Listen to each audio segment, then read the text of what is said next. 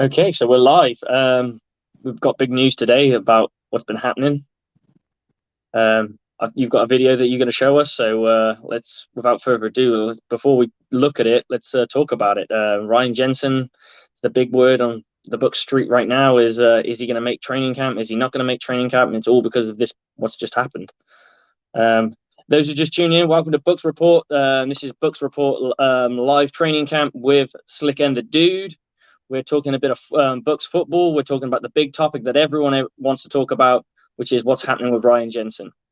We got an exclusive bit of footage of what happened at training camp. It is a little bit disturbing if you want to look at it that way. A lot of you will just look at it as just pure football. Yeah, so we want, first of all, thank you for tuning in. Hey, hit that share button, hit the like, hit the follow, hit the subscribe, YouTube, Twitter, wherever you're listening. Thank you. Yes, as Slick said, Ryan Jensen went down today. We don't know the extent of the injury, but reports are it sounds like an ACL. Courtesy of Mr. Bucs Nation podcast. You can find him on YouTube and on Twitter, Mr. Bucs Nation. James was at the practice today and got some film for us. So let's go ahead and watch the video, everybody, and we'll kind of talk about it when we get done.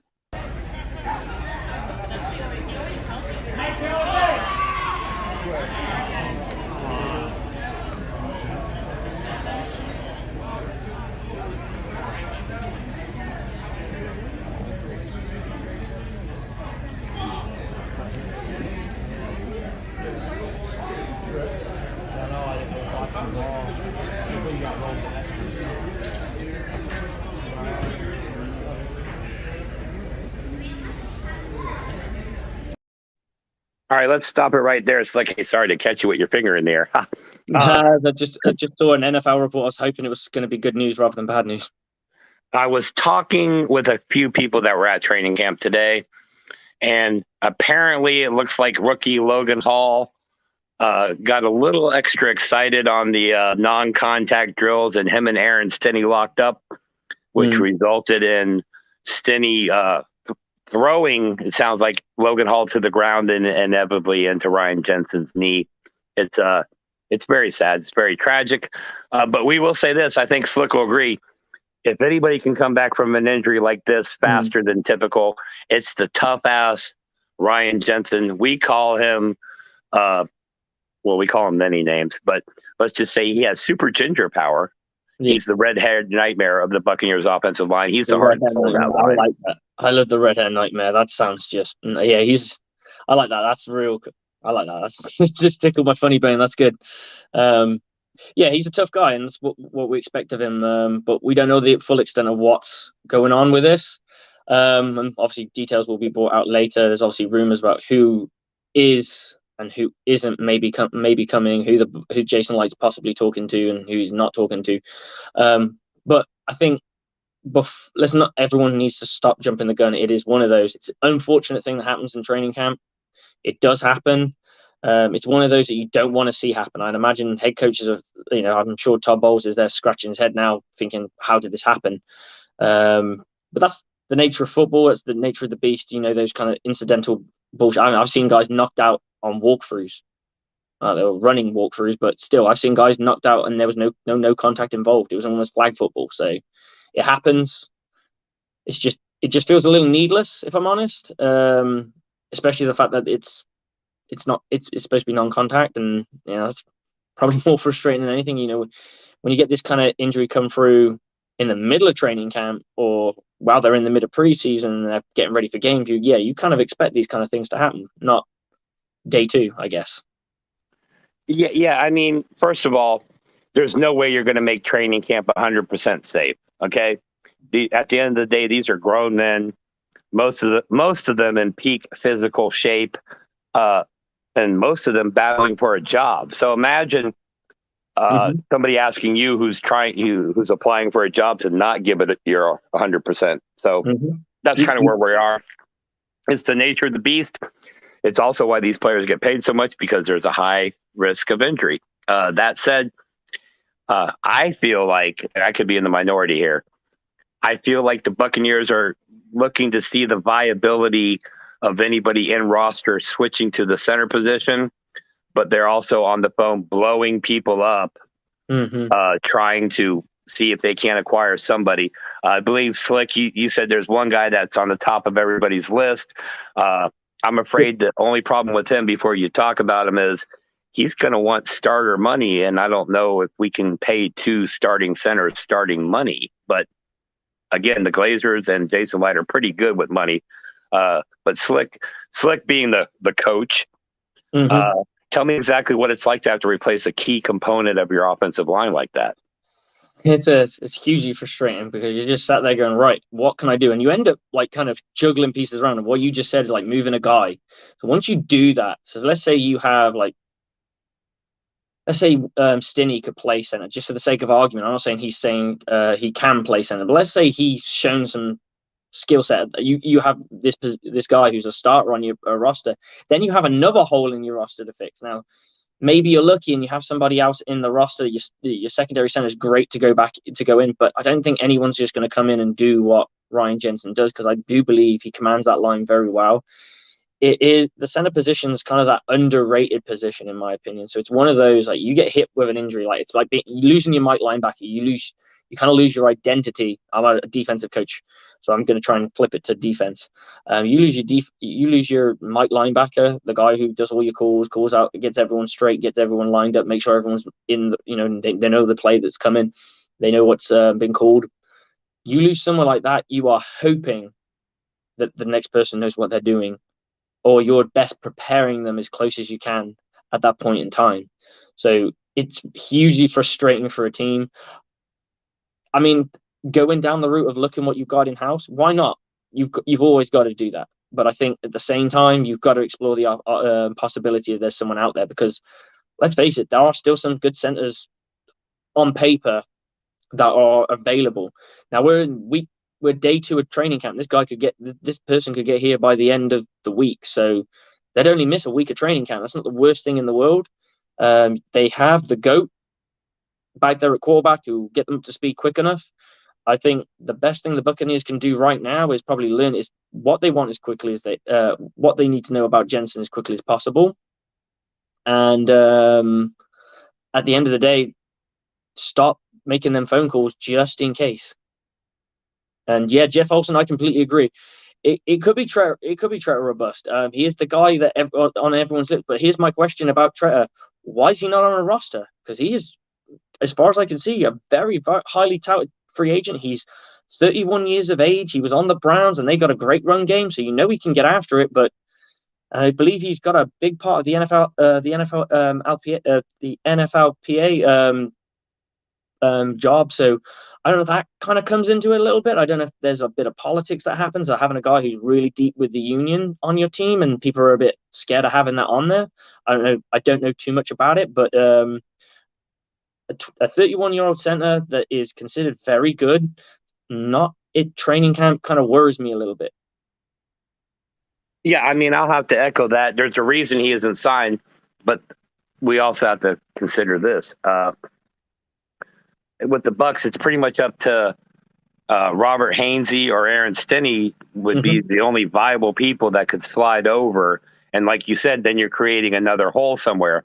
A couple years back, the Buccaneers have drafted Nick Leverett, who played multiple positions on the offensive line in college, but there's also a reason he's been stuck on the practice squad since he's been picked up in 2020. So I'll say this: out of all the injuries, the only one I think that would be worse for the team is Tom Brady than Ryan Jensen.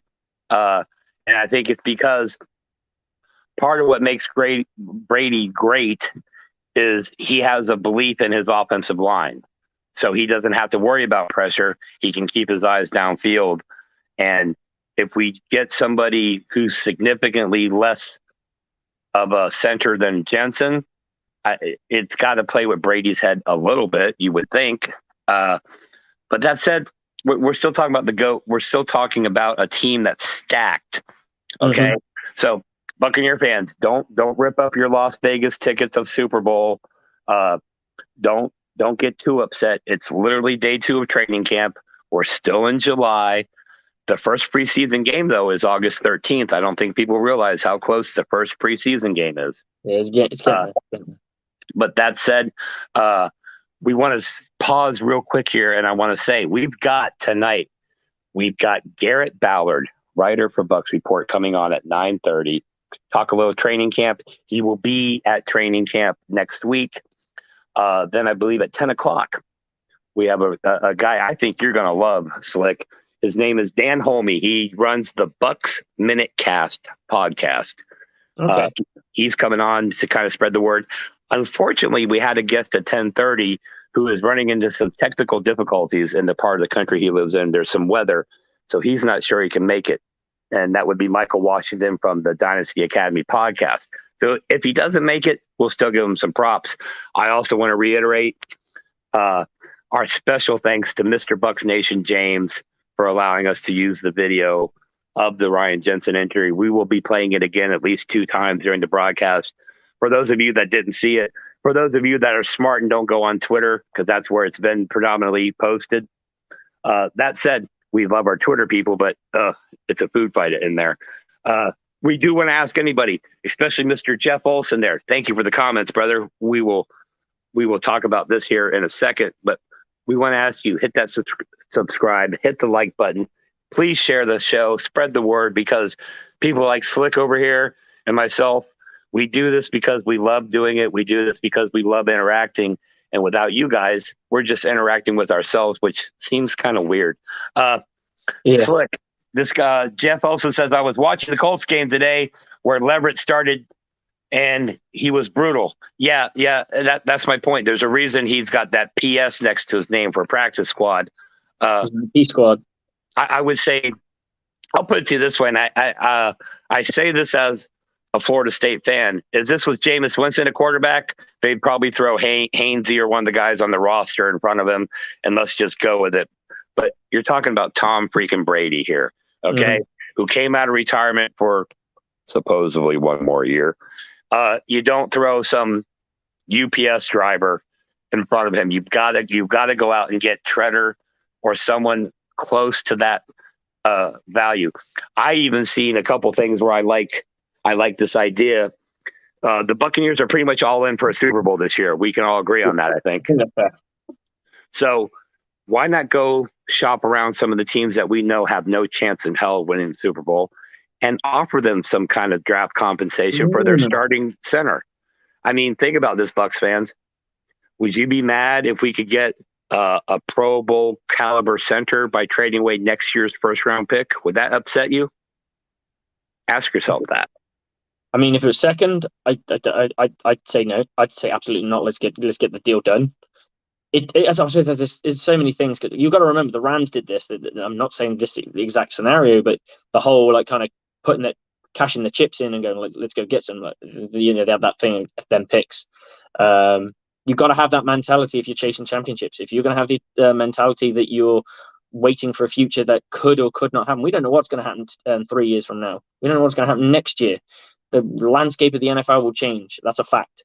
So if you're in now, and the Bucs are in now, right now, maybe that's something you look at. Maybe that's, you go and find that Pro Bowl center, or you find someone who almost got a Pro Bowl, or got that, because they will have a statistic of how close they got to the Pro Bowl, like just how good they were, and obviously coaches watch tape, so I'm pretty sure they have a grasp of who's good, who's somebody and who's nobody. And if I was in their shoes, I would probably be shopping around like who's good, who's good, who can afford to lose. I'm not into trading for players because I believe unless it's a backup player, which you're not going to trade a starter for a backup. It's never going to happen. But at the same time, like, we're in this situation now. We've got to entertain an idea of looking at using up some picks. A first round pick, if you're going to go win a Super Bowl, you're only giving up first up the last pick of day one. So it's not the end of the world. But Jeff Olson, touche, buddy. I mean, obviously, and here's the thing: I'm not going to sit here and try to put on a front. I don't think any of us have a vast knowledge of the NFL centers and depth around the league. No. But I feel like after today, we're all going to get off the show tonight and go start looking. So, people watching, we're going to ask this question of each of our guests when they come on. So we'll ask you now, would you trade a first-round pick for a quality center for the Buccaneers this year? That's the question. Now, the question is, who would that center be? Again, I haven't done enough homework. Yeah. But I'll say this. No playoff contender is going to trade away their center. Okay?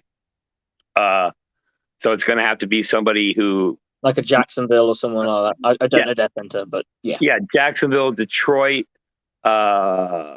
Seattle, teams like that. But I think Seattle actually has a pretty good center, don't they? Didn't they trade for a center like 3 years ago, a pretty high-end one with the Saints or somebody? They might have done, yeah. Anyway, 9:16, we're 16 minutes into the show. Hey, everybody, you're watching the Training Camp Live special with Slick and the Dude. And what we're doing here is we're basically saying, holy crap, Ryan Jensen went down. We don't know the extent of the injury, so we don't want to be doomsday sayers. But I've never seen Ryan Jensen carted off a field before. Okay? And realize this is a guy that played with a torn hip flexor last season. So for him to not walk off the field today under his own accord, I feel like that's a sign that it might be a significant injury. I get where you're coming from, but I think the thing you got to take into this is training camp. This isn't if this was a game, then yeah, I'd be super alarmed. But I think it's training camp. He's probably thinking, I'm going to lie here, let them look after me, because there's no need. Like you said, it was an incident that happened where there shouldn't have been contact. So he's probably more pissed at that more than anything. Like, I wouldn't be surprised if he's just like, yeah, let them do that. Let the medical staff, let the physios do that, the athletic trainers do their job. Get me off. I'll get better. I'm back. That'll be my mentality. Now, I'm not saying I got Ryan Jensen's mentality, but to put a bit of context to it, it's not the same as getting injured in a game and having to, be the man and get back up, because there's no need to get back up. No one's going to care if he decides to have a week off. No one's going to care if he decides to have 2 days off. So maybe, I mean, the biggest thing for me is the noise, because that was some pain. You could hear it. Men don't usually cry out until it hurts. Yeah, and Ryan Jensen, like I said, tough son of a bitch. First of all, let's do the obligatory. We hope everything's good with the guy. Absolutely. We want to see him back as soon as possible. But we also want what's best for him. So let's all keep the fingers crossed, do whatever you do to create good juju for the guy. And in the meantime, Jason Light, do something now. Why? Because we're all impatient. We all want to go to sleep tonight thinking, okay, that's been taken care of. Unfortunately, I don't think that's a possibility. It will not happen tonight. I think it'll be in the next couple of nights. I think once the MRI is confirmed of what it is. But MRIs can not MRIs. Injuries can be always deceiving. You can have a guy go down I had it this season. I had a corner go down in a second game of the season, and the athletic trainer was like, he's done his ACL. He's out for the season, and he's back in our game this Sunday. And remember, Tom Brady played the 2020 season with I believe either a partial tear or a tear of his ACL. Granted, he's not planning and blocking 300-pound guys. Absolutely. But the point is, today's science, I'll say this, an ACL injury of any magnitude used to be a season-ending thing regardless. But with technology and science and all that, I can almost assure you whatever's going on with Jensen, that Tom Brady has flown in Alex Rodriguez, the TB12 guy. They're probably injecting stem cells into his knees and all kinds of crazy stuff. So he's going to get the best available treatment. I think, and this is just me being optimistic, I think he's back no later than week 4 or 5, regardless of it, because he's a tough son of a bitch. But even when you come back, if you come back too early, you're not going to be the player you were. So I understand, like you said, Slick, waiting to get the results of the test. But let's be honest here. I feel like if you can get Treader, just you got to have the conversations. You've got to have the conversations. You've got to set stuff in motion. And if worse comes to worse, you bring in a couple of guys and you try them out. Like if you're that worried of you get Tom Brady to work out with a guy, I'm pretty sure he'll tell you who he wants. And there's no doubt. Oh, absolutely, absolutely, and yes, JT, put him on that or the Chris Godwin returning. Mm-hmm. Chris Godwin's basically coming back 3 months earlier than he's supposed to, and that's what I'm trying to say. Chris Godwin's injury 10 years ago, he's not even seeing the field until December this year. And he's already at training camp these past couple of days running drills on the side by himself. So it's not like all hope is lost, and we don't want to be the sayers of doom. But the other side of that is, let's be realistic. Ryan Jensen's not 22. He's pushing 30. 90% of his game is involving his legs and the strength from his lower body down. Yep. So if we want him to be who he is as a player, he has to get a full recovery and do all the right things. And with that said, you can't really rush it. So again, Jason Light, Mr. Spytech, whatever the hell your names are over there, call the Glazers up, tell them to cash app you some money, and let's go get us a center, okay? Because I want a Super Bowl this year. I want to see Brady. I feel like Tom Brady is he's either going to retire, win the Super Bowl and retire, or he's going to finish out his contract and explore his options outside after the season. Me, I'd rather win the Super Bowl than retire so we don't have to face him against any other team if he chooses to go. And a selfish thing is, I'd hate to see Tom Brady end up in Miami because then Mike Florio was right about something, and you can just say it. F that guy. I don't like that guy. So that said, hey, 922, Slick, what part of the world are you hosting this show from? I'm from the UK. England. What part of the UK? Don't confuse people. Okay. I'll get it. It's that place that people can't pronounce. The one with the sauce. So I'm from the place of the sauce called Worcester, or Worcestershire, as some people like to say it. But Worcester, over here in America in the South, we call it wash your sister. Worcester. So it sounds like wash your sister. It sounds like a task. It sounds time consuming. It sounds like something that should be on a different show. Yeah, hold on a second. Hey, I'm going to send this link out. We're going to bring in Rick Hughes real quick before our first guest, just because Rick Hughes hasn't been on there in a while. So uno momento, I'll be right back. Sure, absolutely.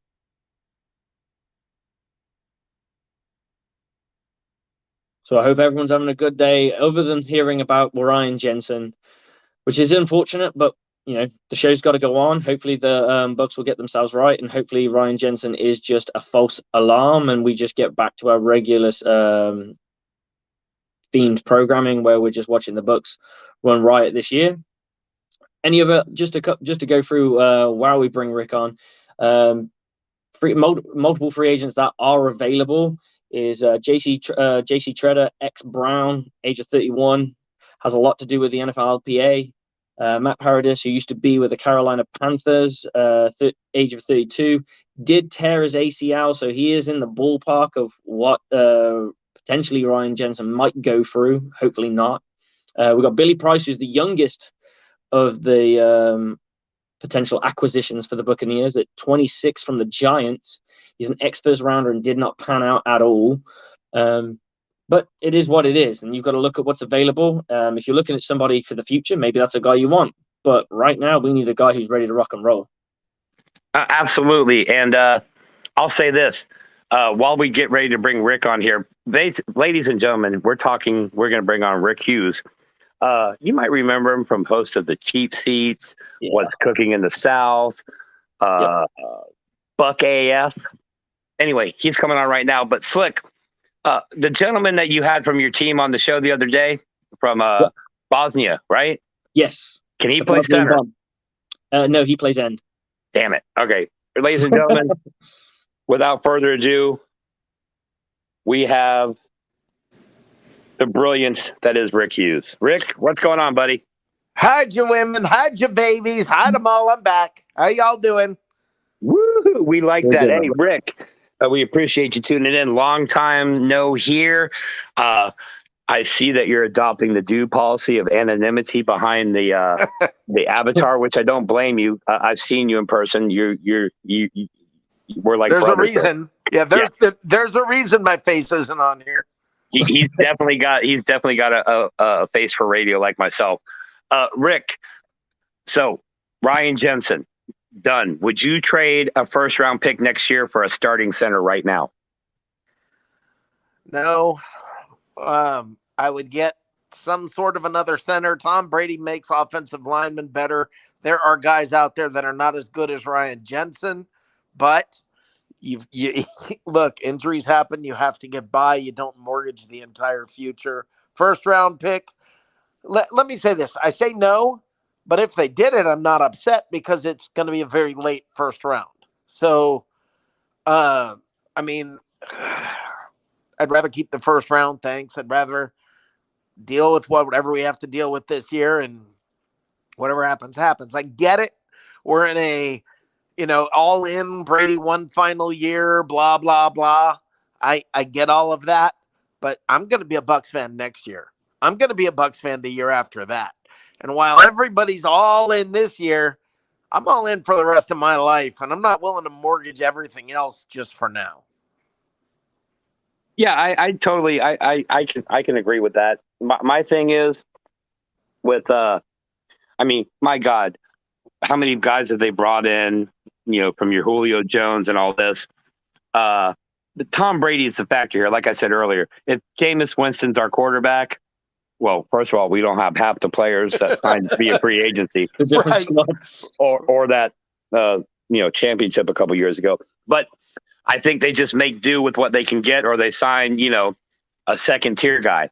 But I think we can all agree that Brady is probably, like I said earlier, he's probably literally texting, calling Jason Light going, so did you figure it out? So did you figure it out? So did you figure it out? That said, our first round pick seems high. That's what I think. If you said a second or third, I'd say, yeah. Same. It's a slam dunk if you go with a second or a third. Right. First, that's tough. It's steep. It's steep. But I think the Rams have given away every first round pick from the last 5 years and next 12, and they still won a Super Bowl. So I don't know. I mean, well, yeah. Then Rick, I think you're going down the same path I am. There's a reason that the three of us are here on StreamYard talking and not running an organization. That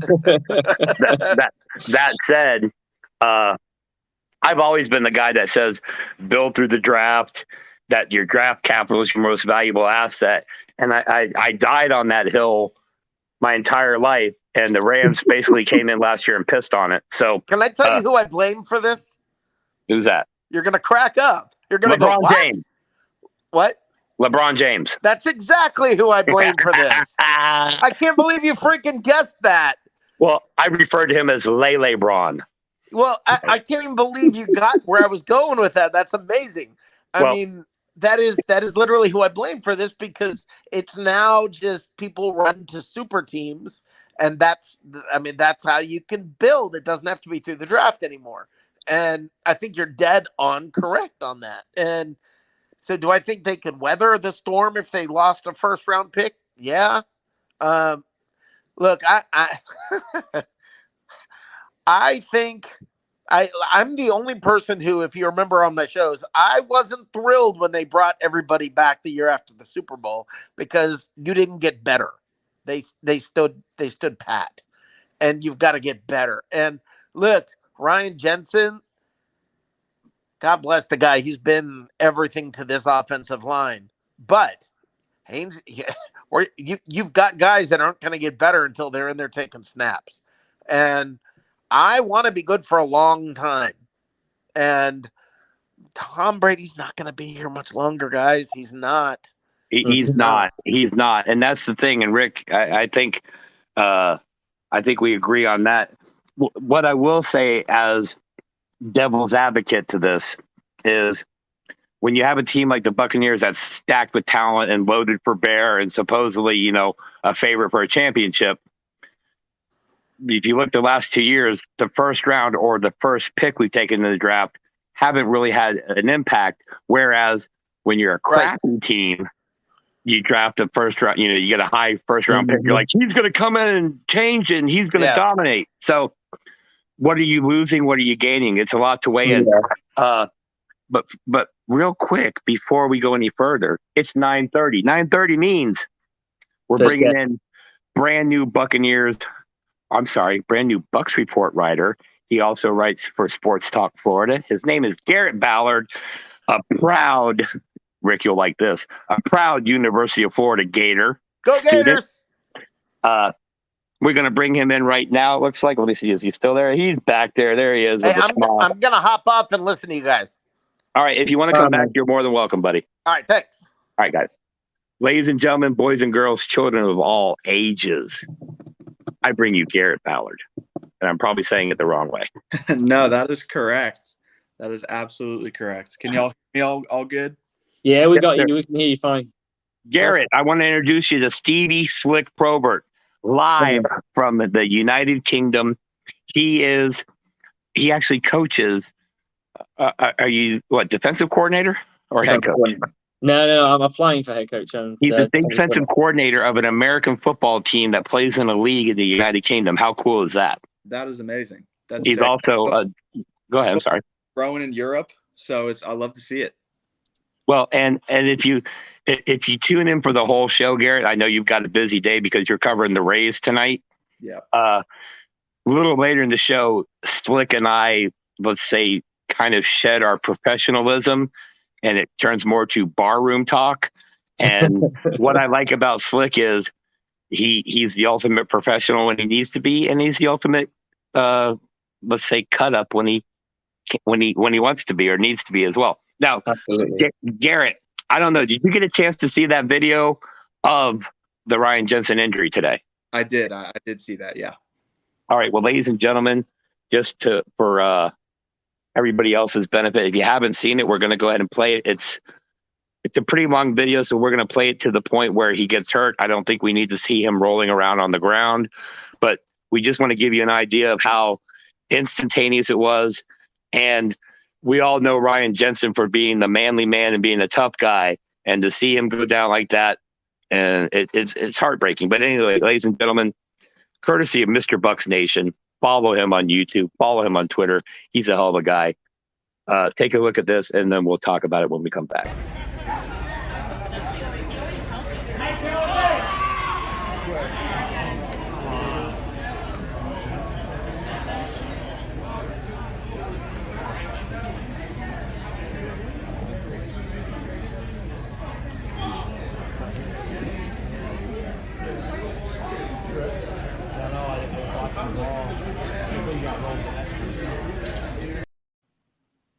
As you could hear, there was a collective groan in the crowd. Garrett, me and Steve have talked about this a little bit. I want to get your take on, one, should the Buccaneers try to fill this void if he's out for a significant time with somebody in-house? Should they go after somebody like Tretter, or should they dive down into their draft capital and throw some capital out to get an actual starting center? What do you think about that, boss? Yeah, I think it's either in-house or sign someone like Tretter. I don't think using more draft capital after drafting Robert Hainsey last year in the 3rd round and then Luke Gadecki this year in the 2nd round would be very smart for them, considering there's plenty of options. I mean, they got Hainsey, so it'll all just depend on how they feel about him. But to me, the top option is J.C. Tretter. He was one of the best pass blocking centers in the league last year and was a really effective gap run blocker, I thought. So that would fit Leonard Fournette pretty well, and how he runs just through the gaps up the middle right behind the big guys. So I think either just playing it out, see how they view Hainsey, but it could work out. But I think Tretter is the guy. Flick? One thing I would like to ask Garrett is a lot of people are saying JC Tretter, and I'm completely with you. I'm on the JC train right now. Why is this? You said that he's one of the best pass blockers, and he's a very good gap blocker. Why is he not on a team? Because it just seems unusual. Someone so good isn't on a team. There's a lot of bad teams out there. You're right. There are a lot of bad teams, and it is kind of. I am kind of surprised that he's not already on a team. I know there are a lot of people out there that want him on their team. I just think it's a combination of age, and he might want a little bit more money than some teams are willing to pay for someone his age. I don't know for certain, but that's just kind of how I it. Absolutely. I mean, he does work with the NFLPA, and he's big on the union. Could that be an issue? Could that be something that the NFL are a little bit more skittish? Like, we don't want a union guy in our locker room who's very deep in the union.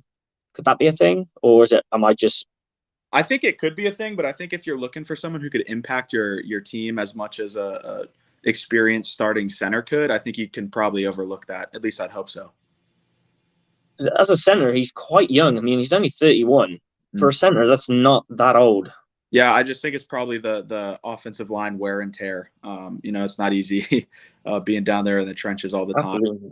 Yeah, and Ali Marpet's a perfect example of that. He retired at the peak of his career because I think he realized, if I keep this up, I'm going to be a pathetic old man when I get older. And we see that time and time again with these NFL players. So as much as we could really use Ali Marpet right now, remember he did slide over and play center earlier in his career, but you also got to respect a man like that who can, walk away from something you love. He ticked every box, though, didn't he? I'm sorry? He ticked every box. Pro Bowl, Super Bowl, recognition, big contract, all pro. It's like recognition. I'm done. I think that's all it was. It was like, it means when you hit those marks and you're not a legacy player, which I don't think he ever was. It's like, I've proven to myself. He came from Hobart College. Was it Hobart College? Hobart, yep. Yeah. I've come from a nowhere college, put my college on the map in the sense of from a point of view that he's a Division III college player. He's highly touted, so he's a late second round pick, I believe. And then from that, he's gained a career where he's been a lengthy starter. He had a little shot around the line. He got the big contract. He got the Pro Bowl. He got the All Pro, and he's got a Super Bowl ring to go with it. I mean, there's not much more than walking away with your head held high than that. You also left out the luxurious long hair. And the ukulele. And the excellent ukulele play. I mean, come on. Yeah, okay. I do. I screwed the pooch on that one. Garrett, yeah, you're gonna be at training camp next week, correct? Yes.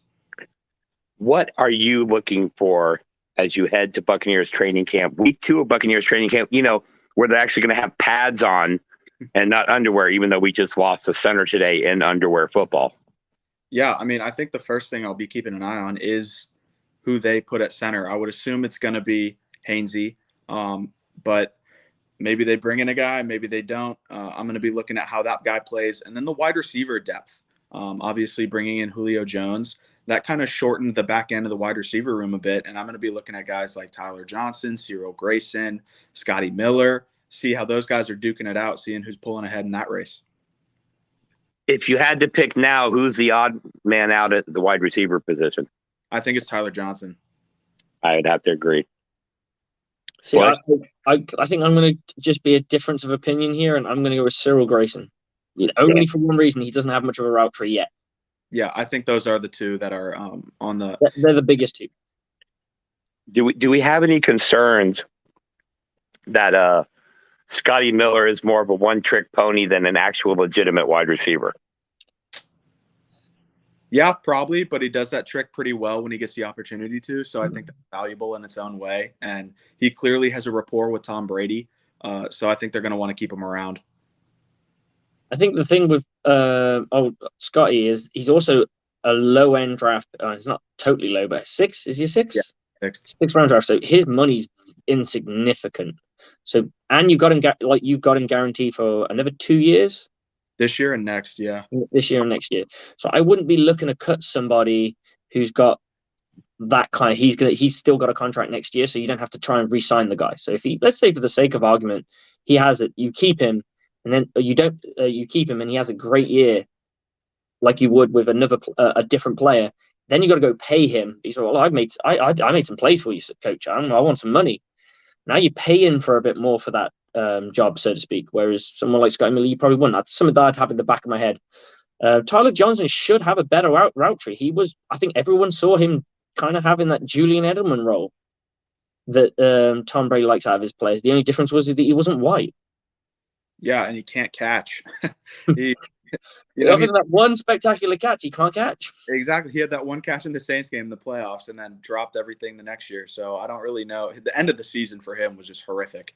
I don't think you could end the season in a poor way and put yourself in a worse situation heading into the next season. But, I don't know if it would be possible, but if he is the odd man out, I'd like to see them just trade him for like a seventh, like get something back, because he still is a young wide receiver that probably had a lot of fans on day 3 of the draft, and the Bucs were just the ones to take him to see at least an attempt at a trade, but who knows?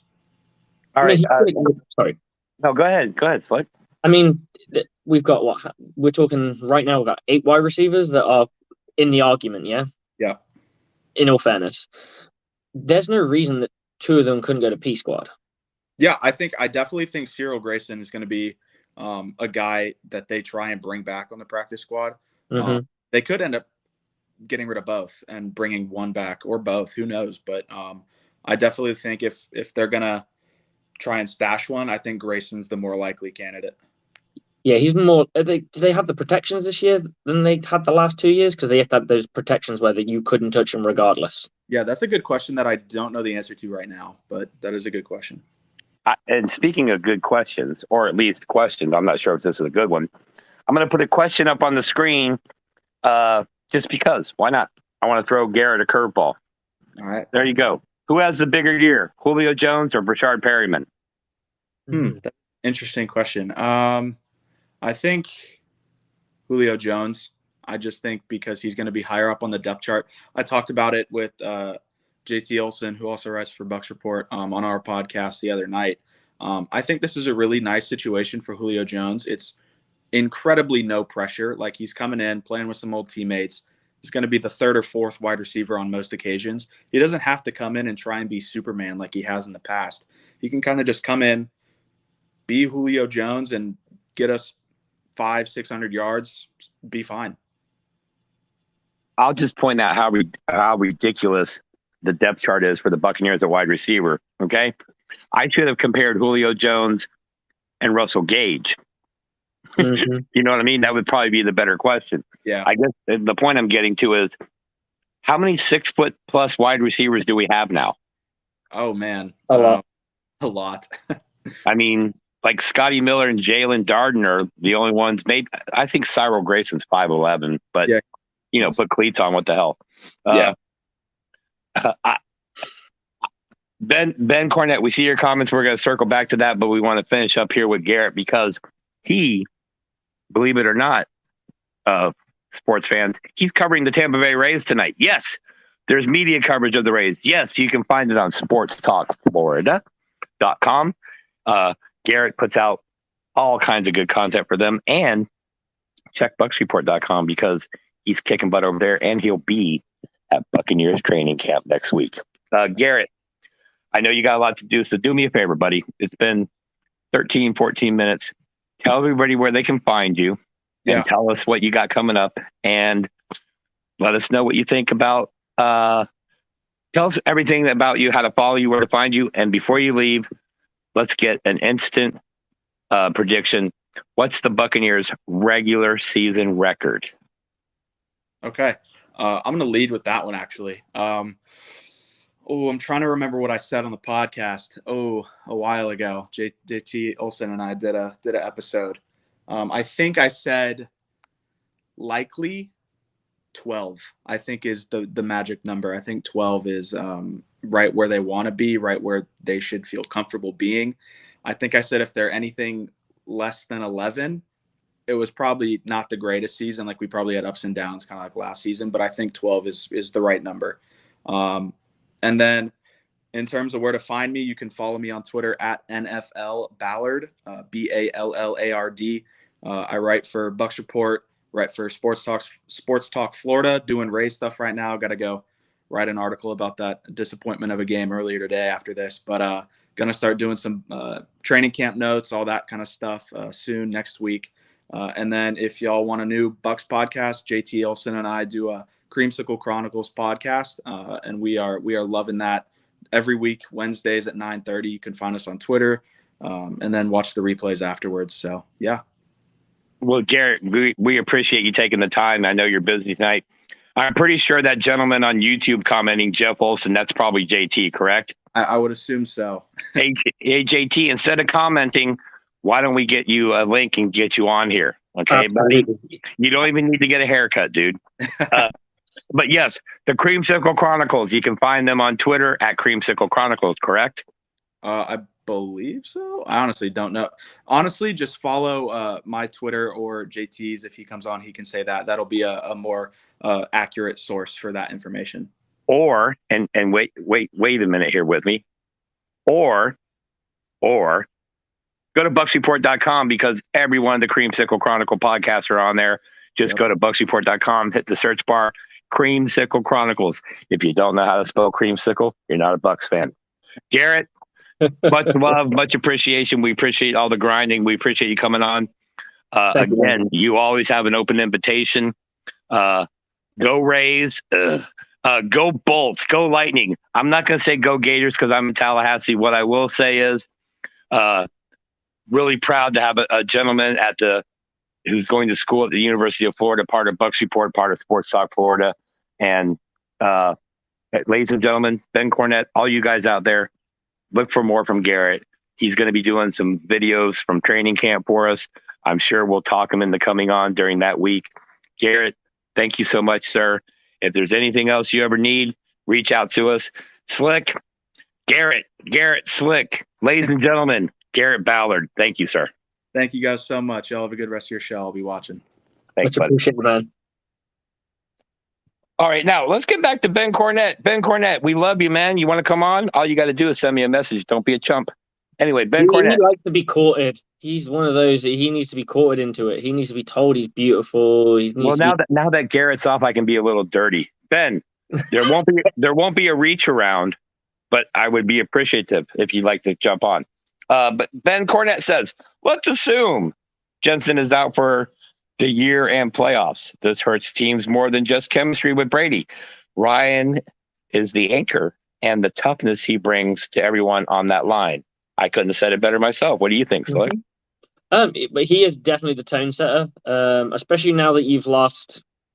Well, we got a third-year guy. We got a guy who on the other side that isn't the most confident left tackle in the world. Is okay, I'm not gonna. I know there are people out there who hate him, but he's done a job. Then you kind of got Shaq Mason, who's getting his feet wet with the Buccaneers, who probably could be that guy potentially. And then after that, I think it's probably it's Ryan Jensen. I think it's as simple as that. I'm trying to do my process of elimination. So Stinney, this person. It's Ryan Jensen. It's as simple as that. He is the anchor of that line. Absolutely, I 100% believe it. I didn't believe it the first year he came around, because when we first got him, he came from the Ravens, I believe. We caught him into coming, and I wouldn't say I wasn't unimpressed. I think that we were just that bad, and our quarterback liked to hold on to the ball so long that it didn't matter who you had there, he was probably going to get decked. And then as soon as Tom Brady kind of got hold of him, he turned him into an absolute monster. And he's probably one of my favorite players. And for one reason only, and this is a nice one. I went on a NFL UK podcast, and they had I'm trying to remember his name. I was trying to say his name. They had Cameron Jordan on, and they asked him who his least favorite player in the NFL was, and he said that piece of shit center from Tampa. It says it all. I like that, and here's what I'll say. Ryan Jensen was a badass with the Ravens, and then when he came to the Bucs, and again, I'm saying this from Tallahassee, so miss me with the trolling shit. Jameis Winston. Blocking for Jameis Winston has to be an exercise in futility sometimes. And especially when you as a team, you fight back and then the game's thrown away at the last minute. I think some of the spirit of these offensive linemen was kind of zapped a little bit. And if you want any proof of that, look how they treat Tom Brady. Granted, it's Tom Brady, but that's the standard. That's where every quarterback aspires to be. So at this point, I think Jensen always had it in him. I just think having the belief that the quarterback playing behind you was going to do everything he could to win and protect you from having to block while you scramble around like a jackass for 10 minutes in the backfield. You know, the hardest thing for offensive linemen to do is maintain their blocks with a scrambling quarterback behind the line of scrimmage. Yeah. Once the quarterback passes the line of scrimmage, a whole nother ball game, right? Like you don't have to keep your zone, your set. But these linemen aren't small, and running around blocking or engaging and trying to keep somebody engaged for 35, 40 seconds is damn near impossible these days. It's not just that. I think it's more of the case of it it's pass blocking. So we were behind in a lot of our games when we had he who shall not be named of when we had him, you pass blocking, and it saps the energy of an offensive lineman to pass block. They prefer to run block because they get to hit. It's like their version of hitting. You tell them you turn around to an offensive lineman that you're a power run team. Oh, they're excited because they get to hunt. They get to find they get to scrape off and find linebackers and deck linebackers. And why do they like decking linebackers? Linebackers are much lighter than linemen, so they get to light people up, and that's their like highlight tape, so to speak. Pass blocking requires a lot of discipline. It requires a lot of energy, and it's relentless. To be honest, it's hard to do it because you're protecting rather than attacking. When you're run blocking, you're technically attacking. I would totally have to agree. And I'll say this: Ryan Jensen is arguably the best center the Buccaneers have had. You can throw out Jeff Christie's name in there if you want and have a legitimate debate, but let's be honest. Ryan Jensen is a beast. Ryan Jensen plays the game with the reckless, aggressive abandon that you want as someone who's protecting you. That's why Tom Brady loves him so much. And we're going to go ahead and piggyback off of that because in the lobby right now, ladies and gentlemen, right now, we have our next guest. Ladies and gentlemen, I want to bring on Dan. I hope I say your last name right, brother. Dan Holmi, host of the Bucs MinuteCast. You can find that also on Bucs Report. Dan? Hey, how you doing? Welcome to the show, my man. It's good to be here. I want to introduce you. Right across the screen from you, that's Slick Stevie Probert from the United Kingdom. He's a defensive coordinator of what team? The Worcestershire Black Knights. Which is an American Football League professional or semi-pro? How would we classify that? Completely amateur, mate. Nice to meet you. I'm not going to call you an amateur. You got too nice of hair for that. But we're looking at living proof that American football is gaining ground all across the world. We're talking to a defensive coordinator of a team in bloody London, England. And that was a horrible accent, but I tried. Dan, tell us a little bit about Bucs MinuteCast. So the Tampa Bay Buccaneers MinuteCast is a podcast I started last year. And kind of my philosophy is I want to keep you updated on the Buccaneers in minutes. I know there's a lot of podcasts out there that go on for hours, a couple hours. I want to get to the facts. I want to keep the fans of the Buccaneers up to date with all the comings and going with the team. And I just kind of started it independently. Started it recording it on my cell phone, to be honest with you. And I saw it grow and grow. And I've been doing it a little over a year right now. And things have been going well so far. That's awesome. That's awesome. So obviously the big news today, or the topic of conversation, is the Ryan Jensen injury. We've been on for about an hour, so I haven't looked at Twitter. I know Dan always has his pulse on what's going on. Dan, did you get a chance to actually see the video today? Yeah, I mean, I did get a chance to take a look at it. It looked pretty rough, and from all the reports I'm hearing out there, it's not looking too favorable for him. And it's one of the things that's interesting. Jason Light went out there and he solidified a lot of these positions. He ended up going out and signed Julio Jones and Kyle Rudolph out there. But it's always the outliers, the intangibles, the things you really can't plan for.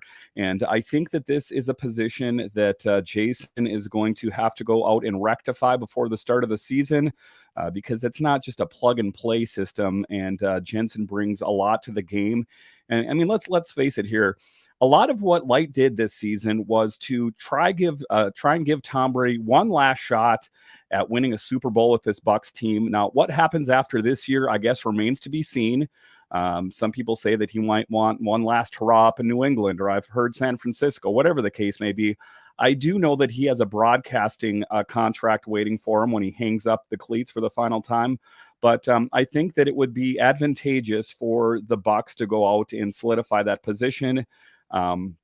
There's not a lot of candidates out there. I was checking that before I got on here too as well. And one of the big names that's emerging is from the Browns. J.C. Tretter is one of the top guys out there. But, like I say, they don't have a lot of depth in that position. Most teams don't. So I think it's going to have to be something that's taken care of before the start of the season.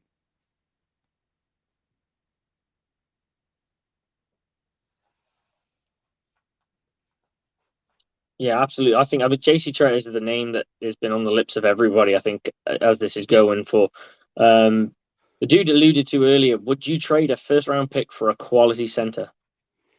I mean, I absolutely think that I would. If you take a look at this team, this is a prime example of win now mode.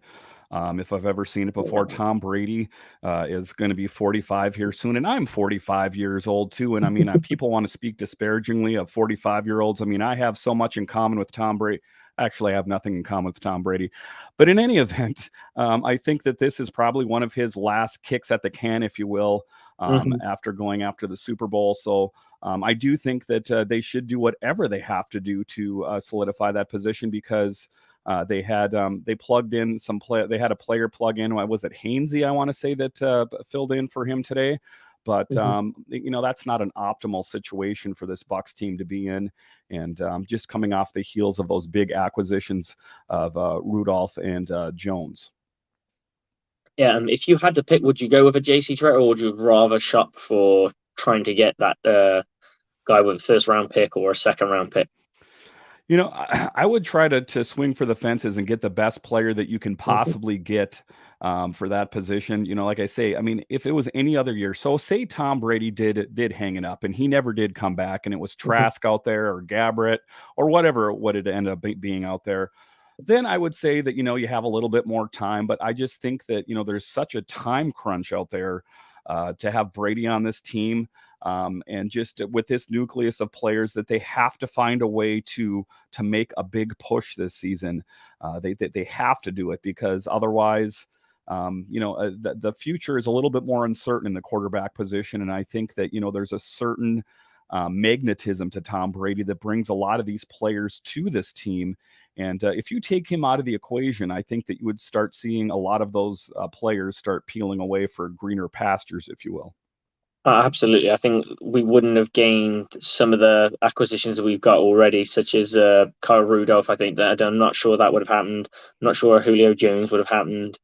And in theory, you could argue JC Tretter would only be interested because it's Tom Brady as well. So it's just one of those. I just want to see where your mind was at, because it's a very unique playground we're in, where you get to decide between. The thing for me for JC Tretter is, why, like, everyone's really raving about he can do this and he can do that and he can do that, and I'm all for it. It's great, and I know the line he came from.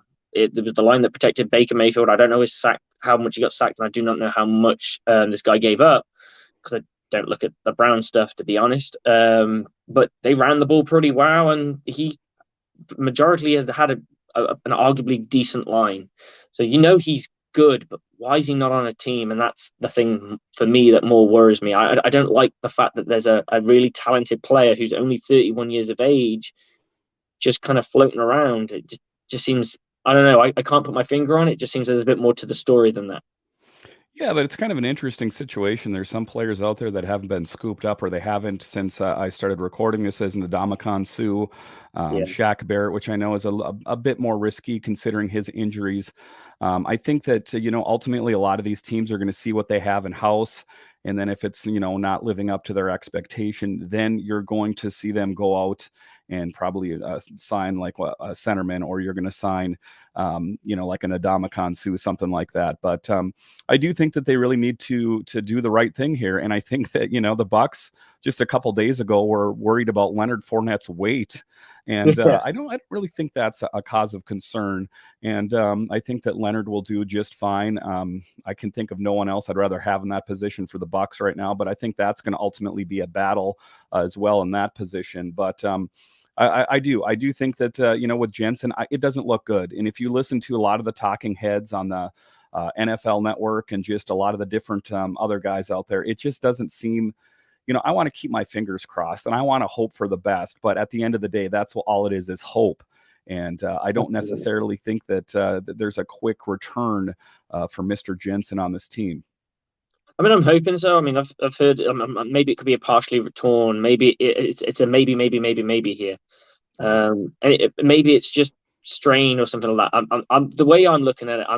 This is how I kind of like put my Buccaneers tinted glasses on. Is training camp. There's no need to be a superhero at training camp when there was supposedly no contact there.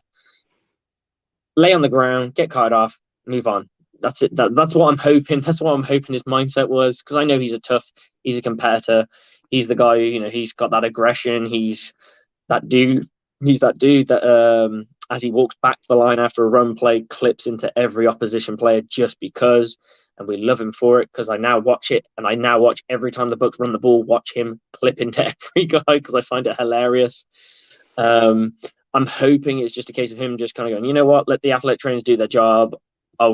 I will just get better and come back. That's what I'm hoping. But yeah, I think for me, the hardest part was the sound. When I watched the sound, I could hear that yowl as he went down. I was like, men don't yowl like that unless they're really in pain. So yeah, it's stuff like that more than the footage could be. You can see plays like that and people get bounced back up. You can see plays like that and they don't get back up. So for me, it was more the sound than anything that made it a bit more serious. So yeah, I hope he comes back. And if I don't think the Bucs will be any need. And this is another thing it just clicked in my head, is the Bucs, even if he is okay, they don't want to rush him back. Right. Because I mean, I think at this point, even if they go out and, I think that a lot is going to be determined within the next couple of days once we hear about the severity. If it seems like there's a possibility that he can come back, then maybe you do settle for someone that's not maybe a big marquee name. But if it looks like he's out for the season, I don't think the Bucs really have a choice other than to go out and get that big name. And if you take a look at it too, this just comes off the heels of him signing that 3-year deal worth $39 million, including $26 million guaranteed. And, that was, I think, a bit of that Tom Brady effect as well, kind of the magnetism of keeping him on this team, because there were a lot of teams out there that were rumored to be interested in his services. He's a top tier guy.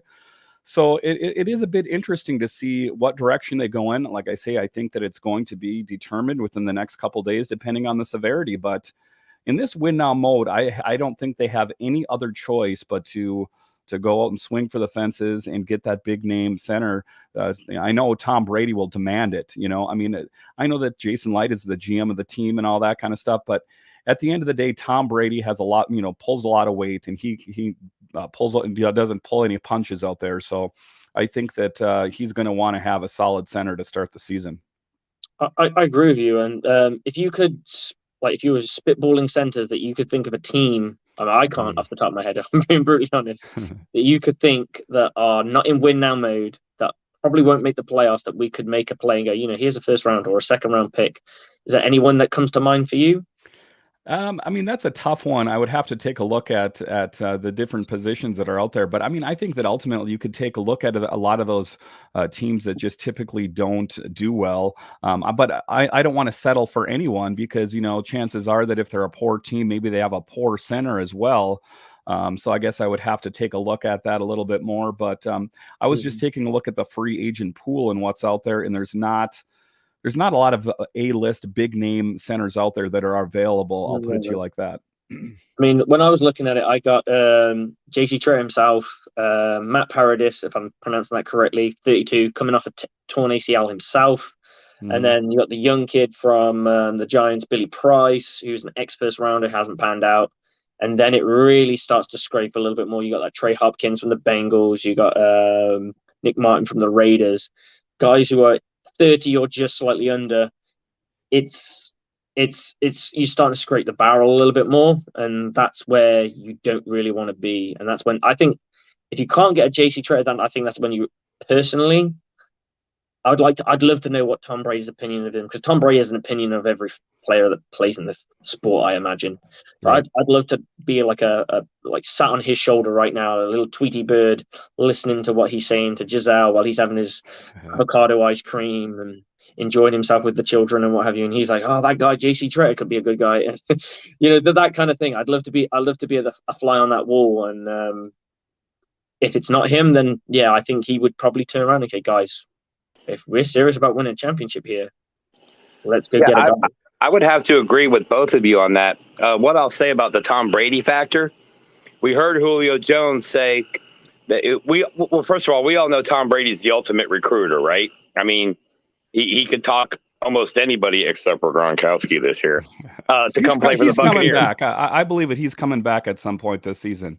Oh, I do too. I think he wants to go play on Nickelodeon and do all his TV stuff and, have some fun.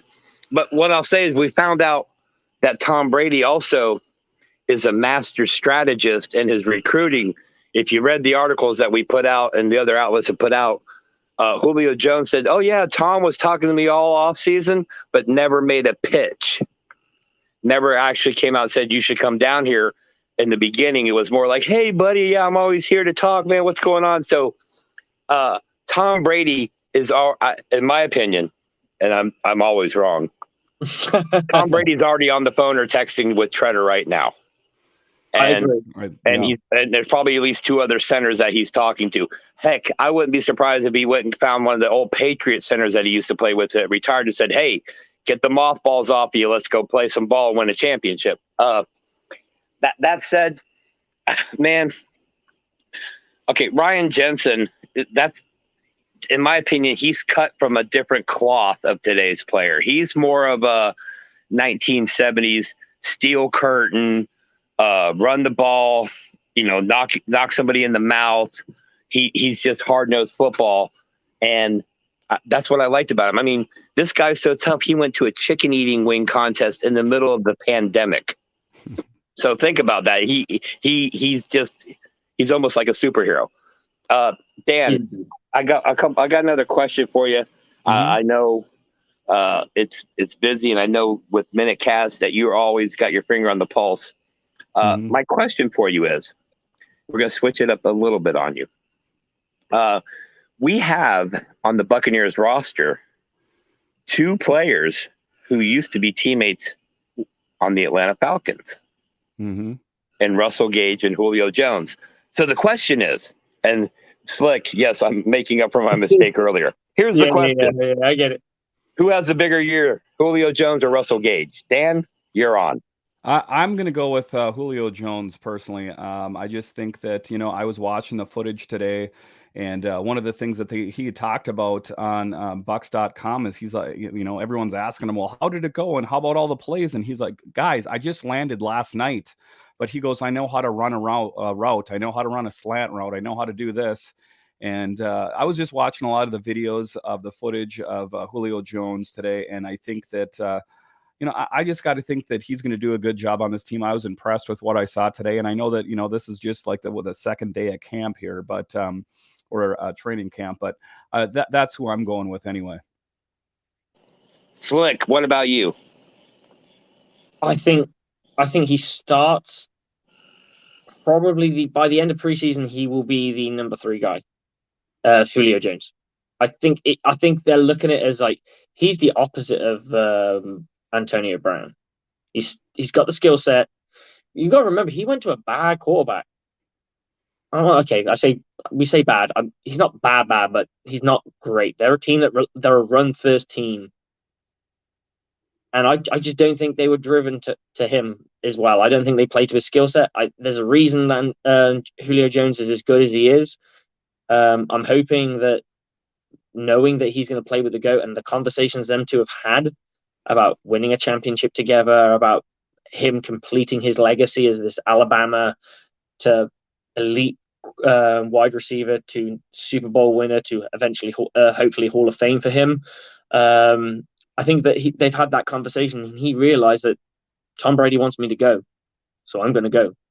And I think he'll get the best out of him. And I think that's always been said. I don't think anyone we can really say, other than draft picks, that free agents, especially when they're skill-based players, have really not panned out for us, because we all say the Brady effect this and the Brady effect that. There is that. Everyone talks about it. There's a reason it exists. It's because nobody wants to let down the GOAT. Do you want to be the guy that drops the ball in the Super Bowl with the GOAT? No. But do you want to be the guy with the GOAT in the Super Bowl? Abso-freaking-lutely. You want to be that guy. And I think Julio Jones looks at it that way. He's like, this is the last chance. I could go to any team. There were reports that he could have gone to Saints, reports he could have gone to Green Bay. Green Bay would have been probably a decent fit for him. He'd been guaranteed number one, probably, in all fairness. I was honestly surprised he decided to take a backseat. But maybe he's looking at it, I'd probably get 3 to 2. I could get in that the third or the 2 depth chart on this. Well, and you also have to factor in. Yeah, I'm sorry. You have to factor in that we don't know, even though Chris Godwin didn't get put on the PUP list, he's not working out with the team. We don't know what Chris Godwin we're going to have week 1. And the NFL season, especially when you're a perennial Super Bowl contender, it's a marathon. So yes. I am confident with the Buccaneers starting with Evans, Gage, and Julio as their top 3. And I'll be honest with you, name a better 3 in the league. It's debatable. Dan, we appreciate the time. Before you tell us again where to find you, where to follow you, I'm going to play a little game with you here, sir. All right. It's basically you're on the hot seat. I'm going to ask you a couple questions. The first answer that pops in your head, there are no wrong answers. It's an opinion. So if you're ready, let's play that real quick. All right. Favorite all-time Buccaneer?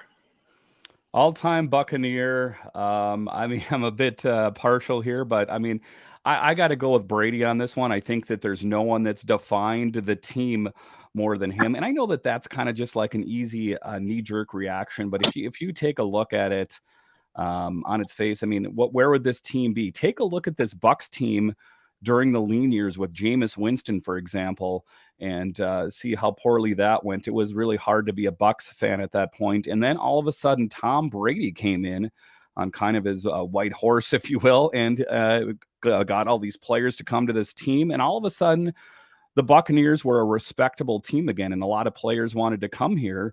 And look what happens. They win a Super Bowl. So that's who I'm going with. I'm going with Brady as being my favorite Buck of all time. I'm going more with current roster as well. I mean, you take a look at the guys that have really formed this team even before his time. You take a look at Mike Evans, for example. But just some really great players on this team, more presently that I'm talking about anyway. All right, great. Slick, we'll do this with you a little bit later. Second question.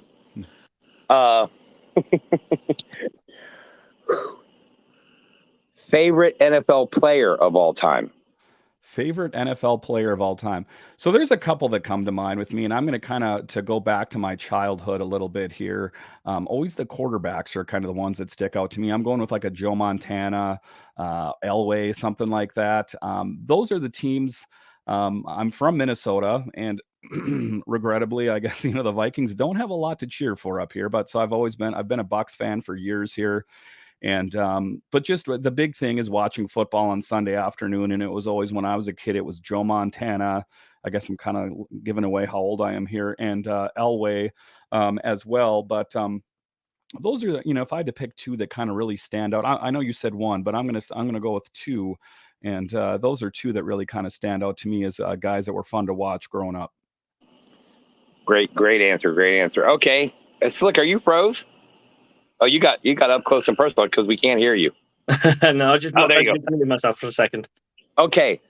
Let's say, Dan, that you're the general manager, the owner, you have ultimate say in this decision. Which Buccaneer, former Buccaneer, I'll say, belongs in the Ring of Honor first?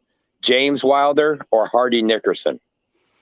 Oof, you're you're going a little bit before my time there. So I'm going to have to take a pass on that one. I'm not going to try to guess. That was a little bit before my time. I'm going to be honest with you, so I can't give you a really solid answer on that, regrettably.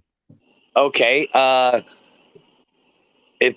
When the Buccaneers do the throwback uniforms, would you rather see the Super Bowl era throwback or the creamsicle?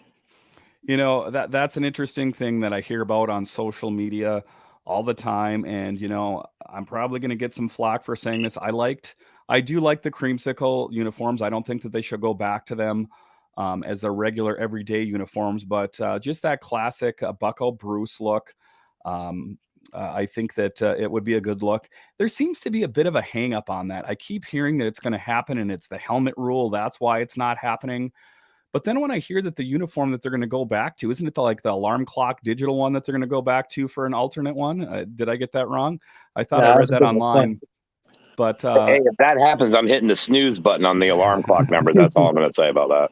I do think the creamsicle one, if they did it like they do in hockey, I cover hockey primarily, as like an alternate third, I would say, is I think that they should do that. And the helmet rule, I mean, what year is it? Is it 2022? Is the helmet thing that big of an issue? We can't find a way to come up with a helmet that's going to work in a role like that. I mean, I hear a lot of things, and ultimately to me, it seems like an excuse at the end of the day. But, you know, I would say that at least in part, I would like to see that the old Bucco Bruce come back at least a couple times a year. Great. And last but not least, favorite Buccaneers Super Bowl team, the first one or the second one? I mean, I got to say the second one. I was watching that game. I was watching that game with my wife and my family, and I remember thinking to myself, I'm like, there's no way that this is going to happen. You know, they got lucky going through. And if you can kind of recall back to that season, it wasn't too long ago. There was the play with the Green Bay Packers when they could have gone for it and they didn't go for it. And well, the Buccaneers ended up winning, so I'm not complaining about it. But there was a lot of things that kind of fell in the Buccaneers' favor. If you take a look at the Kansas City Chiefs that particular year, they were suffering with quite a few injuries. But it was just a real statement win. The fact that they were able to win the Super Bowl and win it at home, that was just a big deal. And, you know, what really kind of meant the most to me on that one was that, you know, like I say, it was a team that struggled for quite a few years. There were some lean years there before Brady got here. I mean, Jameis Winston had flashes of greatness, but he also threw a ton of interceptions. So it was just kind of good that when Brady came in and he kind of righted the ship, and, you know, and it's not all him. I know that Jason Light did a really good job out there as well. But for me personally, that was a big one. And I'll always remember that. I'll remember where I was when I watched it, and just a really great moment for me anyway, for the Bucs. I mean, I know that there's fans that are on this that probably go all the way back to the beginning. But for me personally, anyway, that's a big one for me. Great stuff, ladies and gentlemen. Dan Holmi, host of the Bucs MinuteCast. Dan, tell us where we can find you. Tell us what you got coming up, buddy. All right, so I do a podcast, the Bucs MinuteCast. It's usually twice a week during the season. I'll break down what went on during the week. Then I'll prep you for the game that's coming up. And then usually right after, I'll give kind of my game recap. The podcast is usually about 15 to 20 minutes. Again, I'm not one that's going to beat a dead horse, but on occasion, I'll go maybe 30 minutes at most, but kind of just giving you what I perceive are the highlights. You can find it online using your podcatcher of choice. Just type in the Tampa Bay Buccaneers MinuteCast, hit that follow or subscribe button. That way you will know when the new podcasts are available. Absolutely. Dan, thank you so much. Ladies and gentlemen, Dan Holmi, you can find him on BucsReport.com. You can find him on Facebook at Bucs MinuteCast. He has a nice Facebook group there. Great graphics, great content. Dan, thank you so much, brother, and we'll talk to you again soon, buddy. All right, great talking to you guys. Thank you. Thank you, man. Hey, Slick. Yep. We got a creeper. We got a return. He's coming back. He wants more. The bug has bit him. Ladies and gentlemen, it's M&F and Rick Hughes. Rick Hughes is in the freaking house, bro. See, okay, so I have to confess, as you guys, anybody who watched my shows way back in the day knows, I'm a huge Big Brother fan, and tonight was a big episode of Big Brother. So, yeah, I had to sneak off to watch it. Sorry. But I started thinking about something that I think is a very interesting question. And I was remembering something about stupid things Bucks fans say. No. First of all, let me say this. If you've watched Twitter at all, how hilarious is it? How many people are coming out saying, "Oh, I've got a source that's telling me," and then fill in the blank on whatever the heck it is with news on Ryan Jensen. I mean, the team doesn't even know yet, but Billy Bob on Twitter's got it all figured out because he's got a source. Is I don't know. That always cracks me up. But We've all got sources. Some of us. Oh, just like I said earlier, Rick, hot dog. Rick's spot on. Everybody went from 2 days ago being a expert on who the third wide receiver should or shouldn't be, Julio Jones, to now we have ACL rehab specialist and quality center depth evaluation talent scouts. Right. Here's what I'll say. If you've been paying attention to the Buccaneers the last 2 years, 2.5 years, you know that we should put our faith in Jason Light and the Buccaneers to do what is necessary. Absolutely. As much as for 10 years or the years before, we'll call it, instead of BC, we'll call it before TB12. Jason Light used to catch a lot of heat, Roberto Aguayo. But to have a guy who built the team, like Tom said, he didn't come to this team because he liked the color of the jersey. He liked the defense. He liked the weapons. And Jason's done more than enough to bring the people in that Tom wants and that Tom needed and this team needed. So kudos to Jason Light. We all got our faith in you that you're going to do the right thing. By the way, go get the best guy you can and hurry up and do it because I want to write an article about it. But that said, Rick. Well, and think about this, guys. Right now, I promise you that on the second day of training camp or whatever it is, that the Bucs season is not over. That Jason Light will do what he's got to do. They'll do what's necessary. The team's gonna be fine. Everything will be fine. Don't freak out. There'll be some solution. But an interesting proposition is not to say, would you give up a first round pick? An interesting proposition is if you were to have to give up a fourth or fifth round pick and a starter, at what position do we have enough depth at that we could actually give up somebody of value? Don't tell me Cyril Grayson. Don't tell me Jalen Darden. Somebody that's going to hurt. Who would you be willing to give up? At this point, I'll take it and then Slick and grab it. At this point, I don't want to give up any players because we all saw how depth became an issue late last season and hell, even in the Super Bowl year. So I'll say I'm willing to give up some draft capital. I just don't want to sell the farm in order to keep one cow happy, Tom Brady. But that cow is a hell of a cow. In fact, he's a goat.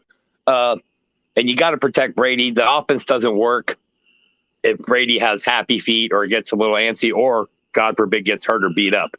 That said, I like I said beginning of the show, everything that happened today, I started looking up who the centers are available, what teams might trade them. Great point brought up by Jeff Olson in the comments section earlier. Bad teams don't really have good players. So it's not like we can call up Jackson. We'll be like, hey, give us your center. I don't know his name, but we'll take him. And the contenders, they aren't going to trade away their starting center. So it's a tough spot to be in. But like Rick said, we're in day 2. Slick, what do you think, buddy? Is Russell Gage a starter? Well, no, that's there's depth at wide receiver right now, guys. That's where I'd play. I'd play in the wide receiver depth because you're not going to lose too much.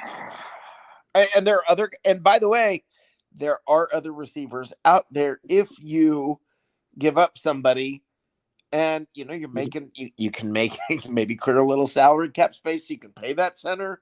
There are things you can do. You can play. I'm not saying, look, whatever they do, I'm good with it. Okay. I'm fine with it. They're going to do the right thing. They've proven that. Okay, but it is fun though to laugh at all the experts out there with their sources. That Rick Stroud doesn't have a source, Ian Rappaport doesn't have a source, but Billy Bob, his neighbor has a dog that was bred by somebody who works at the Circle K who happens to know. I mean, you guys want to say you got a source? I met Todd Bowles earlier this year up here in Charlotte. He's building a house up in Kannapolis. So I talked to Todd Bowles for about a half an hour earlier this year. So why don't you guys say you got a source? Yeah, fair point. Well, exactly. Rick nailed it. Hey, I'll put it to you this way. The same people that say they have sources were the ones that were on Twitter trying to cancel Rick Stroud about the Antonio Brown story because they said he was full of shit. And it turned out he was 100% right. Yet I never heard any of those same guys go, "My bad, Rick, you were right." That's not how the internet works these days. Yeah, and that's what cracks me up. And I find it funny. I mean, Twitter has been hilarious today. I literally saw people say, "I have a source that says it's not that bad with Jensen," and I also saw people saying, "I have a source, it's over." And the bottom line is, you don't have a frickin' source. Exactly, and I'm going to go ahead and go a little further on that. Okay, I don't name names because I don't want to give them credence. But hey, doucheberry out there, when you put out word on the street, we know you're full of shit. When you say a little birdie told you, that birdie was effing Twitter, bro. Stop it. You aren't connected. To say you have a source after being a Facebook guy for 5 years, better than Rick Stroud, who's been covering the Tampa Bay Buccaneers since fucking 1988. Wow. You're disrespecting Rick Stroud. Right. You're disrespecting everybody who actually does it. Absolutely. Okay? I don't like everything that Rick Stroud says or does, but that's what the world is like. So for all you posers, for all you guys that say, "Oh, I got a source within the organization," dude, just because you know the effing janitor doesn't mean shit. Just because you parked at the Panera Bread down the street from One Buck Place doesn't mean you have inside sources. You know what it means? It means you're a jackass. That said, let's go back to our regularly scheduled program. This is our regular scheduled program. Oh, okay, that's right. Because we got rid of all the professional guy interviews out of the way. So hey, if Garrett and Dan are listening, I apologize for language, but it's technically after 10 o'clock Eastern, so we're allowed to be. Oh wait, that doesn't exist. Well, it just cracks me up. This is something that I got to tell you. I mean, there are times I miss doing a show, but there are times I don't. And when I watch all these idiots on Twitter, as I scan through Twitter today, and I keep reading one after another of, oh my God, it's just the monumental level of arrogance of some people. And by the way, it's desperate. They're showing their own desperation when they say, when they say, "Oh, I've got a source." Yeah, it's like, God, please give me attention. Obviously, their mama didn't hug them enough, and they're desperately looking to get more attention. Sorry, your mama didn't hug you, but you don't have a source. Well, and that's my thing. Your source is an internet connection, which 90% of the people have. Right. And here's what I'll say. If you were to come on social media, on your BS platform, and say, "I think this could happen," or "in my opinion, this is what they are going to do or are doing." Yep. Totally different head. But you're too arrogant to leave a door open. You have to be hardlining everything. It really is okay to say, "I don't know." And sometimes it shows how smart you are when you say, "I don't know." Yep. Sometimes the smartest guy in the room doesn't know everything. I mean, when you're willing to say, "I don't know," it's because you're okay and secure enough with where you're at. It's humility. At the end of the day, it's humility. But most of these people are just trying to get after the story before it happens, and all you're doing by doing that is they're hoping they got that fucking. I can't swear. Yeah, they're rolling that dice, and they're hoping they're hitting sixes. That's all it is. Because exactly. And here's the thing, Slick. You're nailing it on the head, man. These people, they will throw out, "We have inside sources," and give you 15 different things. and a year and a half later, one of them might happen, and you're like, "See, we were the first one. That's what Give I us was about credit." to say. Yes, that's exactly where I was going. They're going to It was get me. It was me. It lucky. was me. Yeah, 50% of the people saying Jensen's coming back, 50% of the people saying no, he's out for the year. That means 50% of the idiots who have no idea what they're talking about are going to claim they were the experts. Here's I one for you. broke this story. Unless you're in the building, meaning credential media, and you've been there long enough to actually establish a relationship. I don't know if you guys aren't aware of this, but you can't get credentialed and walk in and there's somebody going to walk up to you and say, "Who would you like your inside source to be, sir?" That's not how it works, okay? And when you try to portray that, when you try to front that, what you're doing is well, first you're making yourself look pathetic, like Rick said. You want attention. Trust me, if you want attention, I'll give you my address. I'll give you plenty of attention that way, meaning I'll have a talk with you. But when you go out and if you throw enough shit against the fan, something will stick. The problem is, if it sticks, don't take credit that you're the one that said it was going to happen, because what you are is a dude in his basement on an internet connection. You're no different than Tom, Dick, or Harry down the street. When you're walking through the grocery store and you see a guy with a Bucs t-shirt on, he has as much inside sources as you do. Know that. Let me tell you how special it is to have an inside source, okay? This is like to be an Ian Rappaport, to be a Rick Stroud, to be a Greg Allman, okay? These guys. Let me tell you how this works. I'm for years, I was a photographer for Pro Football Weekly. I was on the sidelines. I was in the locker room. I was around all of this, right? I was interacting with people on a daily basis. I had no inside freaking sources. Okay, nobody was talking to the photographer. Nobody was doing it. So they're definitely not talking to the guy who runs a social media page, and that's, I'll put it to you this way: when Rick first started with Bucs Report, and he told me, kind of like his resume, I guess you would say, I said something to the effect of, "So do you have any connections?" Nope. Do you know why he said nope? Because he doesn't. Right. It's that simple. Now, he could have lied and said, "Oh, yeah, I've talked to plenty of players and I know people," and he could have BS his way through it. But that would mean he lacked any shred of integrity.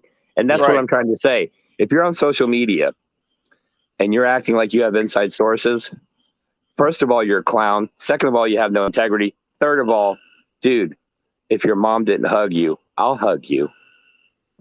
I don't need to see that. I'll give you a hug. Christopher Cole. Hey, look, Christopher Cole.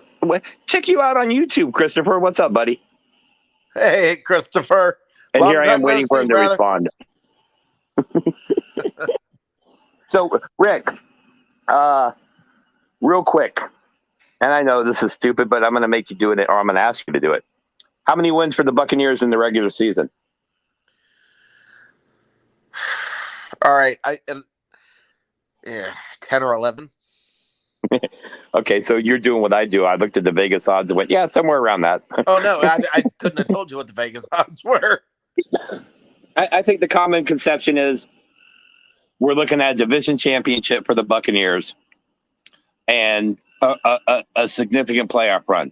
I think you're looking at a conference championship by default. I think the only one in the way is the Rams and the Packers, and I'll be honest, I think the Packers take a step back this year. So do I. Especially with a Con Air version of Aaron Rodgers. If you've seen that picture, it's hilarious. Yes. Yep. Los Angeles still worries me because, and I don't think he gets enough credit, Sean McVay is a mastermind. Do I like him? No, I think he's a jerk. I think he's mini Chucky, to be honest with you. Yeah. But you can't dispute his play calling, his schemes, and how I'll put it this way. Everybody knows the ball's going to Cooper Kupp, and somehow he's always freaking open. Yep. And that's not just Cooper Kupp. That's coaching. Well, yeah, and let me say this. Everybody who thinks this division is going to be a cakewalk, don't sleep on the Saints. I hate them. I hate them. I hate them. I hate them. I hate them. but they are going to be better than everybody seems to want to think and realize. And I know I'm with you guys. I feel the same thing you guys feel about Jameis. I can't stand the thought of it. Okay. It's horrible. And I hate the Saints. Don't sleep on the freaking Saints. They're going to be better than you think. You nailed it. The Saints have a Super Bowl roster. It's really going to depend on what version of Jameis Winston they get. Yep. Yeah, is he going to eat a W or is he going to win games? Yeah. It turns my stomach. But Jameis, look, guys, Jameis would probably still be our quarterback, but we got Tom freaking Brady. Okay. So it's not like Jameis is a bad quarterback. We went through bad years. I'm not comparing him. None of that. I'm not trying to say I wish we had him. Thank God we don't. Okay. All of that. I'll go with all of that. But still, it's not like the guy sucks. So get ready. Get ready. I agree with. He's proven himself to a degree in that Saints team. Like, yeah, they put a little bit of shackle on him and let him just be him. They didn't let him be him, and he showed he could do something. So I think if he's learned anything from the Saints, it's not to do too much. Yeah, it makes me want to throw up in my mouth a little bit, but ugh. I've also heard eating a W can make you do that too. Yeah, well. So what else? What else we got tonight, guys? What is there anything else happening? I haven't been on Twitter in like 2 hours. By the way, yeah, we're still on Twitter, bro.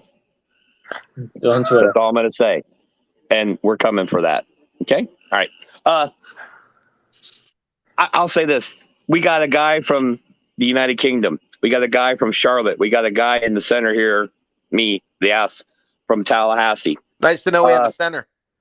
Yeah, I'm the center, but dude, if I bend over to put my hand in the dirt, it's staying there. I think the Buccaneers.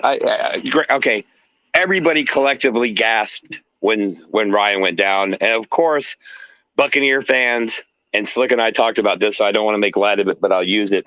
Buccaneer fans who have been longtime Buc fans have a wee bit of PTSD that there's always something going to go wrong. BTSD. There you go. Something that, the sky is falling. It's raining cats and dogs. But like Rick said, it's day 2 of training camp.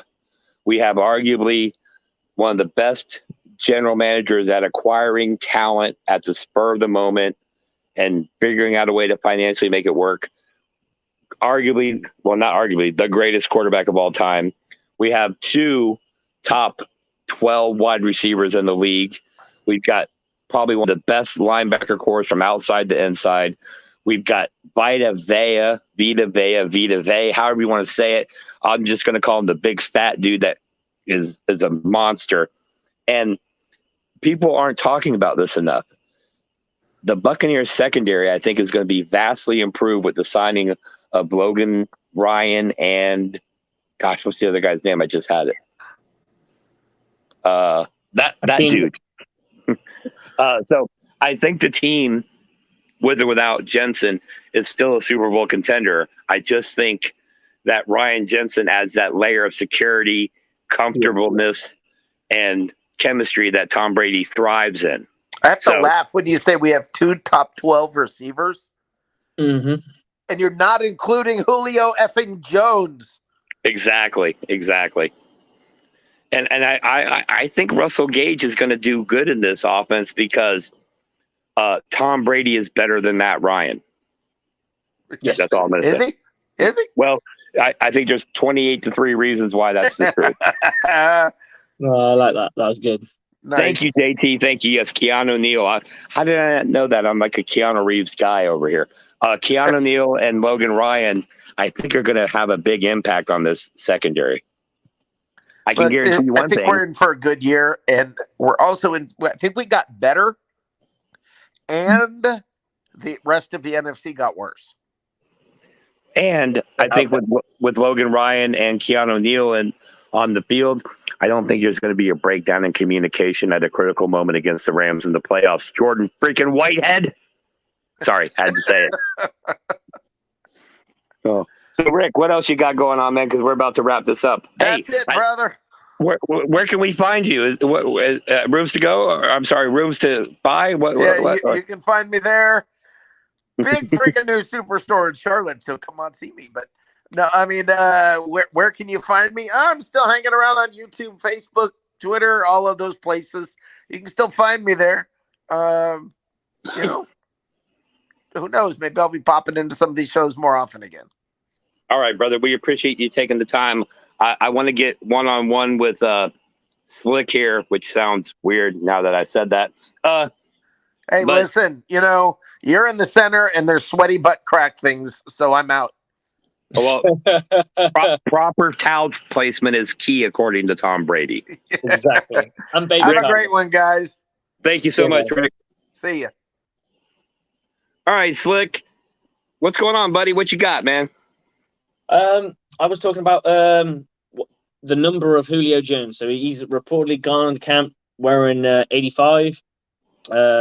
It's been touted that he might not want to change it. I was looking at former numbers that he's worn in the past. So obviously Blaine Gabbert wears number 11, Kyle Trask wears number 2, and then Kyle Rudolph wears his Alabama number of number 8. So I don't see that. I don't really see that changing too much. I mean, I think Gabbert's been 11 since he's walked into the league.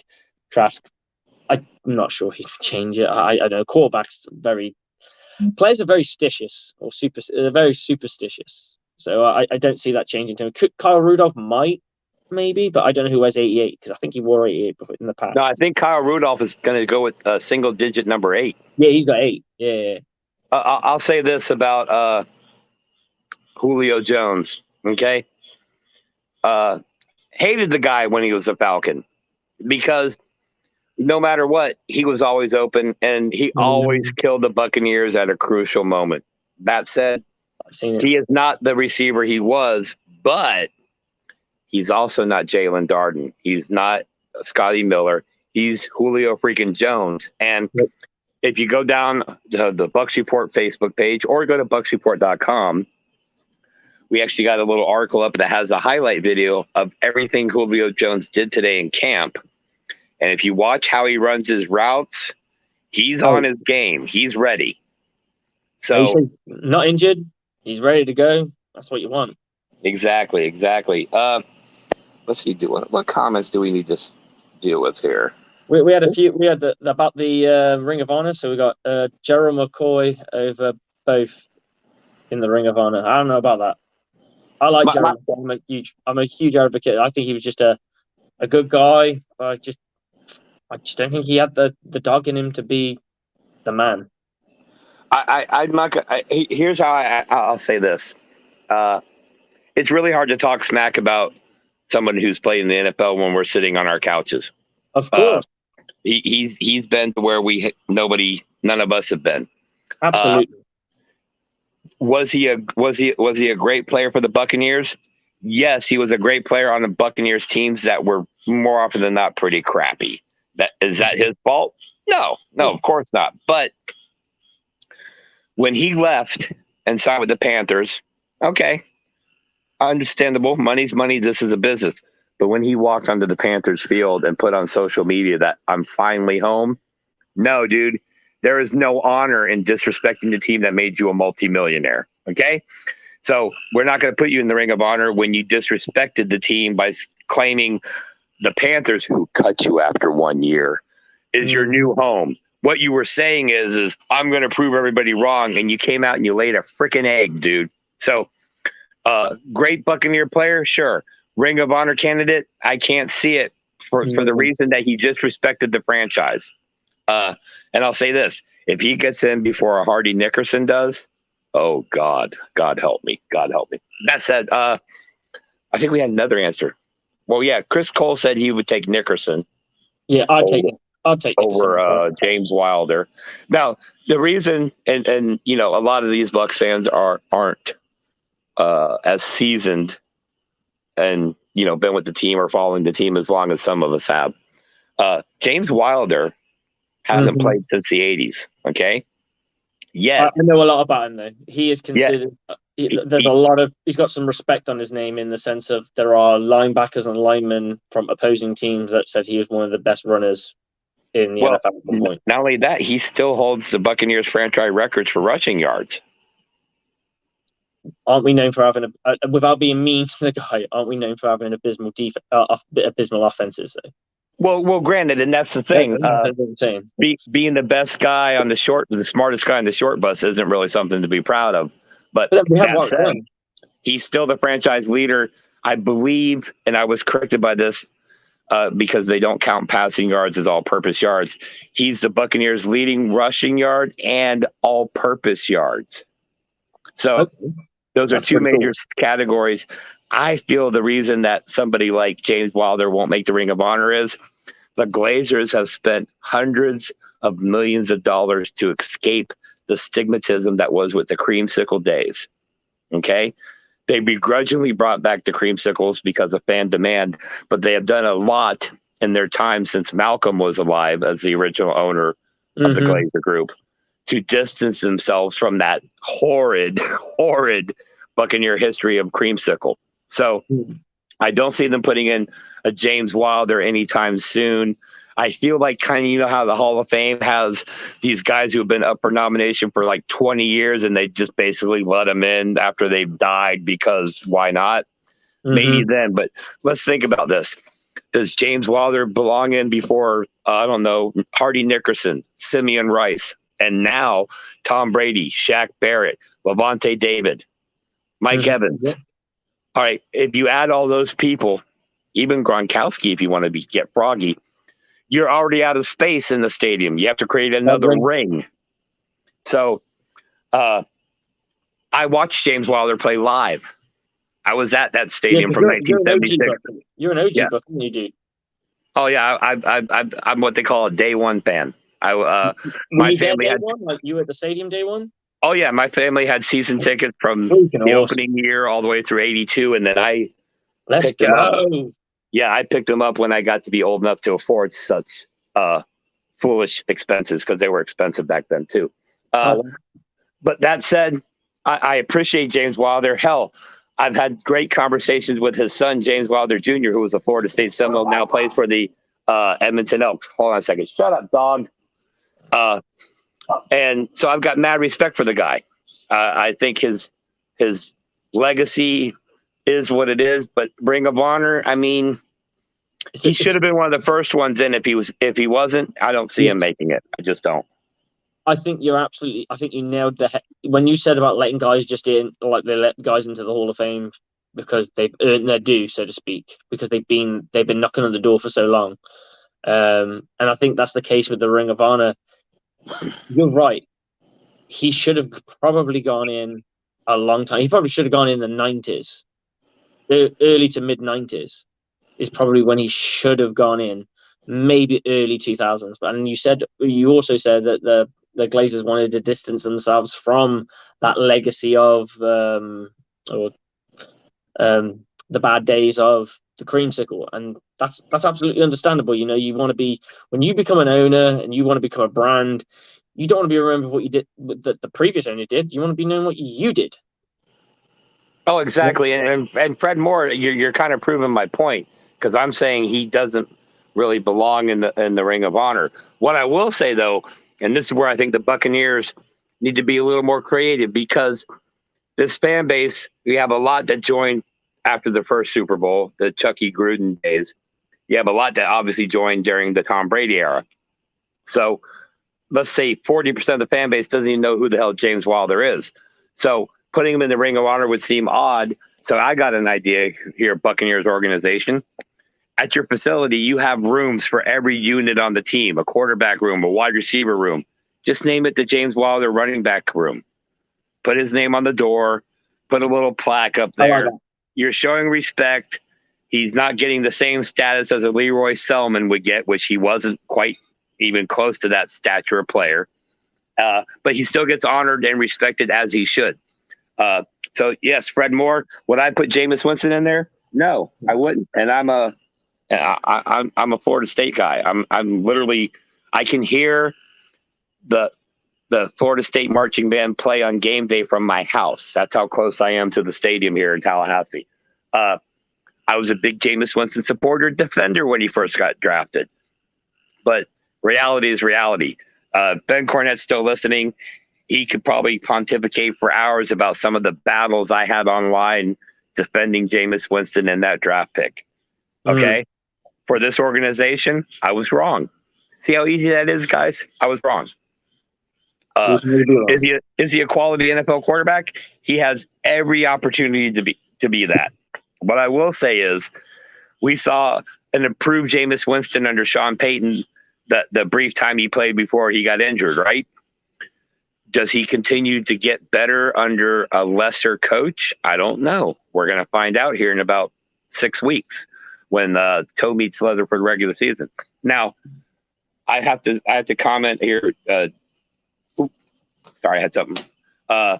Put David in the Ring of Honor today, future Hall of Famer, better than Brian Urlacher. That's JT Olson. He also writes for Bucs Report. Thanks for tuning in. Thank you, Jeff. I think Levante David is the most underrated linebacker in the past 20 years. He might be one of the most underrated players in the last 20 years. I wouldn't argue with that. I think, and this is not said enough in today's day and age. He does what he's supposed to do on the losing teams. He does what he's supposed to do on the winning teams. But what he doesn't do, you never hear him acting a fool on social media. He hasn't gotten arrested. He doesn't get in trouble. He's a stand-up guy, born and raised in the state of Florida, from Miami, went to Nebraska, a school notorious for excellent defense. And then he came to a crappy Buccaneers team. And instead of like some of these guys do who see the writing on the wall and go, wow, our team sucks, he still went out and put his nose to the grindstone each and every Sunday. He played lights out more often than not. He was the standout on the defense, yes, more so than McCoy. And to see that player hoist that Lombardi in 2020, that, ladies and gentlemen, that's what football is about. That's what perseverance is about, and that's how you play the game. You put your head down, you play the game, you shut the hell up, and you do what's best for the team. And if you do that, eventually it all turns out. You end up opening up Tom Brady as your quarterback for Christmas. So Levante David, Jeff Olson, which is weird to call you Jeff. He's a shoo-in for the Ring of Honor. And I also think he's a shoo-in for the Hall of Fame because the lack of recognition he gets nationally. I don't think he's a first ballot because he just doesn't get the recognition. Yeah, he's a Hall of Famer. I think they need to change the Hall of Fame voting system. I think it needs to be 50% media and 50% people who either like high end coaches. It's how you select, I guess, or who you're going to select as your Hall of Fame committee. You need to have people who have either been a part of the game or people who have coached the game. Maybe you go like a third split down the middle. You have third media, third coaches, third players, and maybe they're Hall of Fame alum. I don't know, but there has to be a bit more transparency than just media because otherwise it just becomes the ultimate Pro Bowl. And we all know. I totally agree with that, and I think the whole selection process is flawed, and that the media members that own the Hall of Fame votes, with all due respect, and they earn every bit of the respect, that the majority of them have been covering the NFL for 30 and 40 years in some cases, right? My thought process is the criteria or what makes a Hall of Fame player is different than what it was 30, 40 years ago. So I'm thinking until the NFL starts getting some younger blood on the media side into the decision-making process, that we're still going to see players get snubbed like your Simeon Rice because he was mean to the media or he was a jerk. But you look at T.O., one of the greatest wide receivers to ever lace him up, and he was a bit of in the game he was fine, but off the field he was this, he was that, and yada yada yada, and that's why he's not allowed to be a first ballot Hall of Fame. But that's ridiculous. Shouldn't it be based on what they did on the field? Right, and look at their Well, unless you haven't done something heinous, like if you've murdered somebody, yeah, okay, well, we can have a conversation if you deserve to put respect on somebody who's a murderer's name or someone who's done a convicted felon or whatever. I can. What if That's you're a caught different in a argument. murder investigation, Ray Lewis, and still get in the Hall of Fame, Ray Lewis? Just saying. But yeah, that's my point. Like, I feel like, okay, the NFL Hall of Fame has been watered down, and it's inevitable because the more years that go by, the more people you put in. But More teams, right, there's more teams, there's more players, more games. and now with social media, there's more pressure, and there's campaigns out there to get people in. But I'll say this, like JT's pointing out, and I'll bring up Brick's comment in a second. Ronnie Barber is in the Hall of Fame. Case in point, that is flawed. You're right, JT. Rondé, in my opinion, belongs in the Hall of Fame. I don't think he was a first ballot guy because I think first ballot should be literally the bar should be Joe Montana, Jerry Rice, Tom Brady, people like that. Okay? That's the first ballot shoe-in Hall of Famer. I'd even argue a Randy Moss could fall into that category, even though media didn't like him. To me, and I don't want to belittle the accomplishment because, again, we all sit on our couch and watch these guys play. Mm-hmm. But the Hall of Fame has become, it's basically like a popularity vote between the fans and the players. And then when the media gets involved, you got a bunch of guys 50 and 60 years old who maybe they asked Simeon Rice a question and he told them they were stupid. They're never going to vote for him. And that's the problem. With the human element, feelings, emotions, and all that tend to get in the way. So do you set up a criteria like per position of numbers and milestones you have to hit, X amount of Pro Bowls, X amount of All Pro, because something like that? I mean, where does it go? How do you actually do this? I think the problem is when you look at that, I don't know, let's go with the quarterback position. You have like your Tom Brady, you have your Peyton Mannings. Some of those guys have got over 15 Pro Bowls, but then a linebacker might only get 9. So you can't use that as a criteria because you got to compare an apple to an apple and an orange to an orange. I think realistically the voting process is fine, but I think you need to have a more diverse panel. So your panel has to be, I would say, 30% of ex-coaches who have been in the game. Because you can't have current. No, we could go current if wanted. Coaches, players who are within stature. And how you select those, I don't know. I don't have an answer for that. And then media, because then you have guys who respect said person, guys who admire said person, and then guys who cover said person. And then you have like the Holy Trinity, I suppose you could call it. If you are in the conversation of being admired by your peers, respected by your coaches, and adored by your public, then you're a Hall of Famer. Yeah, and I think Rick brings up a good point. Not on the comment I have on screen. Let me get the next one. This is how I look at it. We can make an argument for a lot of players who are Hall of Fame receivers or at their position, they put up the stats or whatever. But shouldn't it also be a little bit more than that? Shouldn't there be a little bit more involved? Like he says, Antonio Brown's obviously a Hall of Fame wide receiver, but is he a Hall of Fame human being? Is that the guy you want, at the induction ceremony, dancing around with his BS rap that he's trying to do? Or will he take his clothes off and storm off if he's not the first one introduced at the Hall of Fame induction? So I think Antonio Brown is a unique position in that argument, though. I think other people, like, you can't really say T.O., even though T.O. was like media, he didn't really get on with his media or what have you, but he was never a distraction. He was never really a distraction for his team. He was never really this. He's never really that. He was always a constant professional when he needed to be, and he done his job. Whereas Antonio Brown's a unique situation because he made it about himself. And I'm not talking like a Chad Johnson who also made it about himself, but he kept it in-house. He kept it to do with football, so to speak. So it's more about, he did have some other stuff going on about him, and that's the questionable part. I think you do have to look at the human element a little bit. It's just what have they done? But and then it's such a difficult thing, and I'm trying not to be on the fence because it's so easy to do. Just say, oh yeah, so it's hard to it's hard to pick, but I think the human element is so tough because some of these people have worked their entire lives, like their 15 years. We talk about their 15 years in football.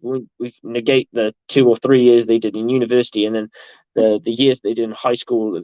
Their entire process has just been being a football player, being a football player, being a football player. And some of them have made goofy decisions, some have made stupid decisions. I think you got to look at the context of what they've done. Yeah, I totally agree. And what I'll piggyback off that. Here's how I look at it, and this might be a little extreme, but I think it's better to go extreme in the direction I'm about to go than the way they're going. I feel like if there's a debate whether or not a player should be in the Hall of Fame, then it's a no. In other words, it should be no doubt. Like there should be it should be obvious. Like Peyton Manning, obvious. Tom Brady, obvious. Mm-hmm. But if you do that, then you know there's a lot of players you put in that you could argue that shouldn't be there, and you can't take players out. Now you look like a bunch of idiots. So the NFL's kind of painted themselves, or the Pro Football Hall of Fame has kind of painted itself in a corner here. And don't forget, the Hall of Fame induction used to be a private ceremony that we got an article written about by the local beat writer. Now it's a televised event with concerts and the whole 9 yards. So you turn it into a monetary thing. You can't have a big extravaganza and then be like, and your Hall of Fame inductee is one guy. All right, thank you, goodbye. So it's got to be a big ordeal, and that's the problem. It's turned into a show instead of a ceremony. I think the thing for me that I found when I watched it for the show part of it the first time is how sad it is when you have widows collecting freaking trophies for their husband or somebody who's gone in. That's a little bit. Oh, damn! Like, couldn't he gone in a bit earlier? And I get it. They probably wasn't. He might not have been ready or whatever. I get it, but it's harsh. It's hard to see that that widow go up there, and you got this poor old lady with a stick walking up to collect some sort of pride. It turned my stomach, to be honest. Yeah, and I agree. And Rick brings up a good point that there's a lot of guys that we get looked over because they're not obvious. But here's what I'll say: that's kind of the point. Is we want to limit and make it very exclusive and very prestigious. Now, I will say, Anthony Munoz, offensive lineman, obvious. Orlando Pace, obvious. So there are people at that position or that play that on that unit that are obvious. And I guess that's my point. I remember when the Hall of Fame, there was like 2 guys, and that was it. Now there's like 6, 7, and then like, well, we got 5 current players, and then we got 3 legacy inductees, and then we're bringing in a coach and a broadcaster, and I'm thinking, dude, broadcaster should never be in it. I'm sorry.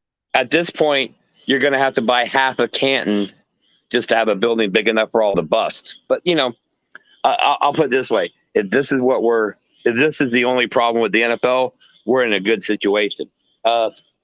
Slick, it's 4:00 in the morning where you're at. It's 11 o'clock here.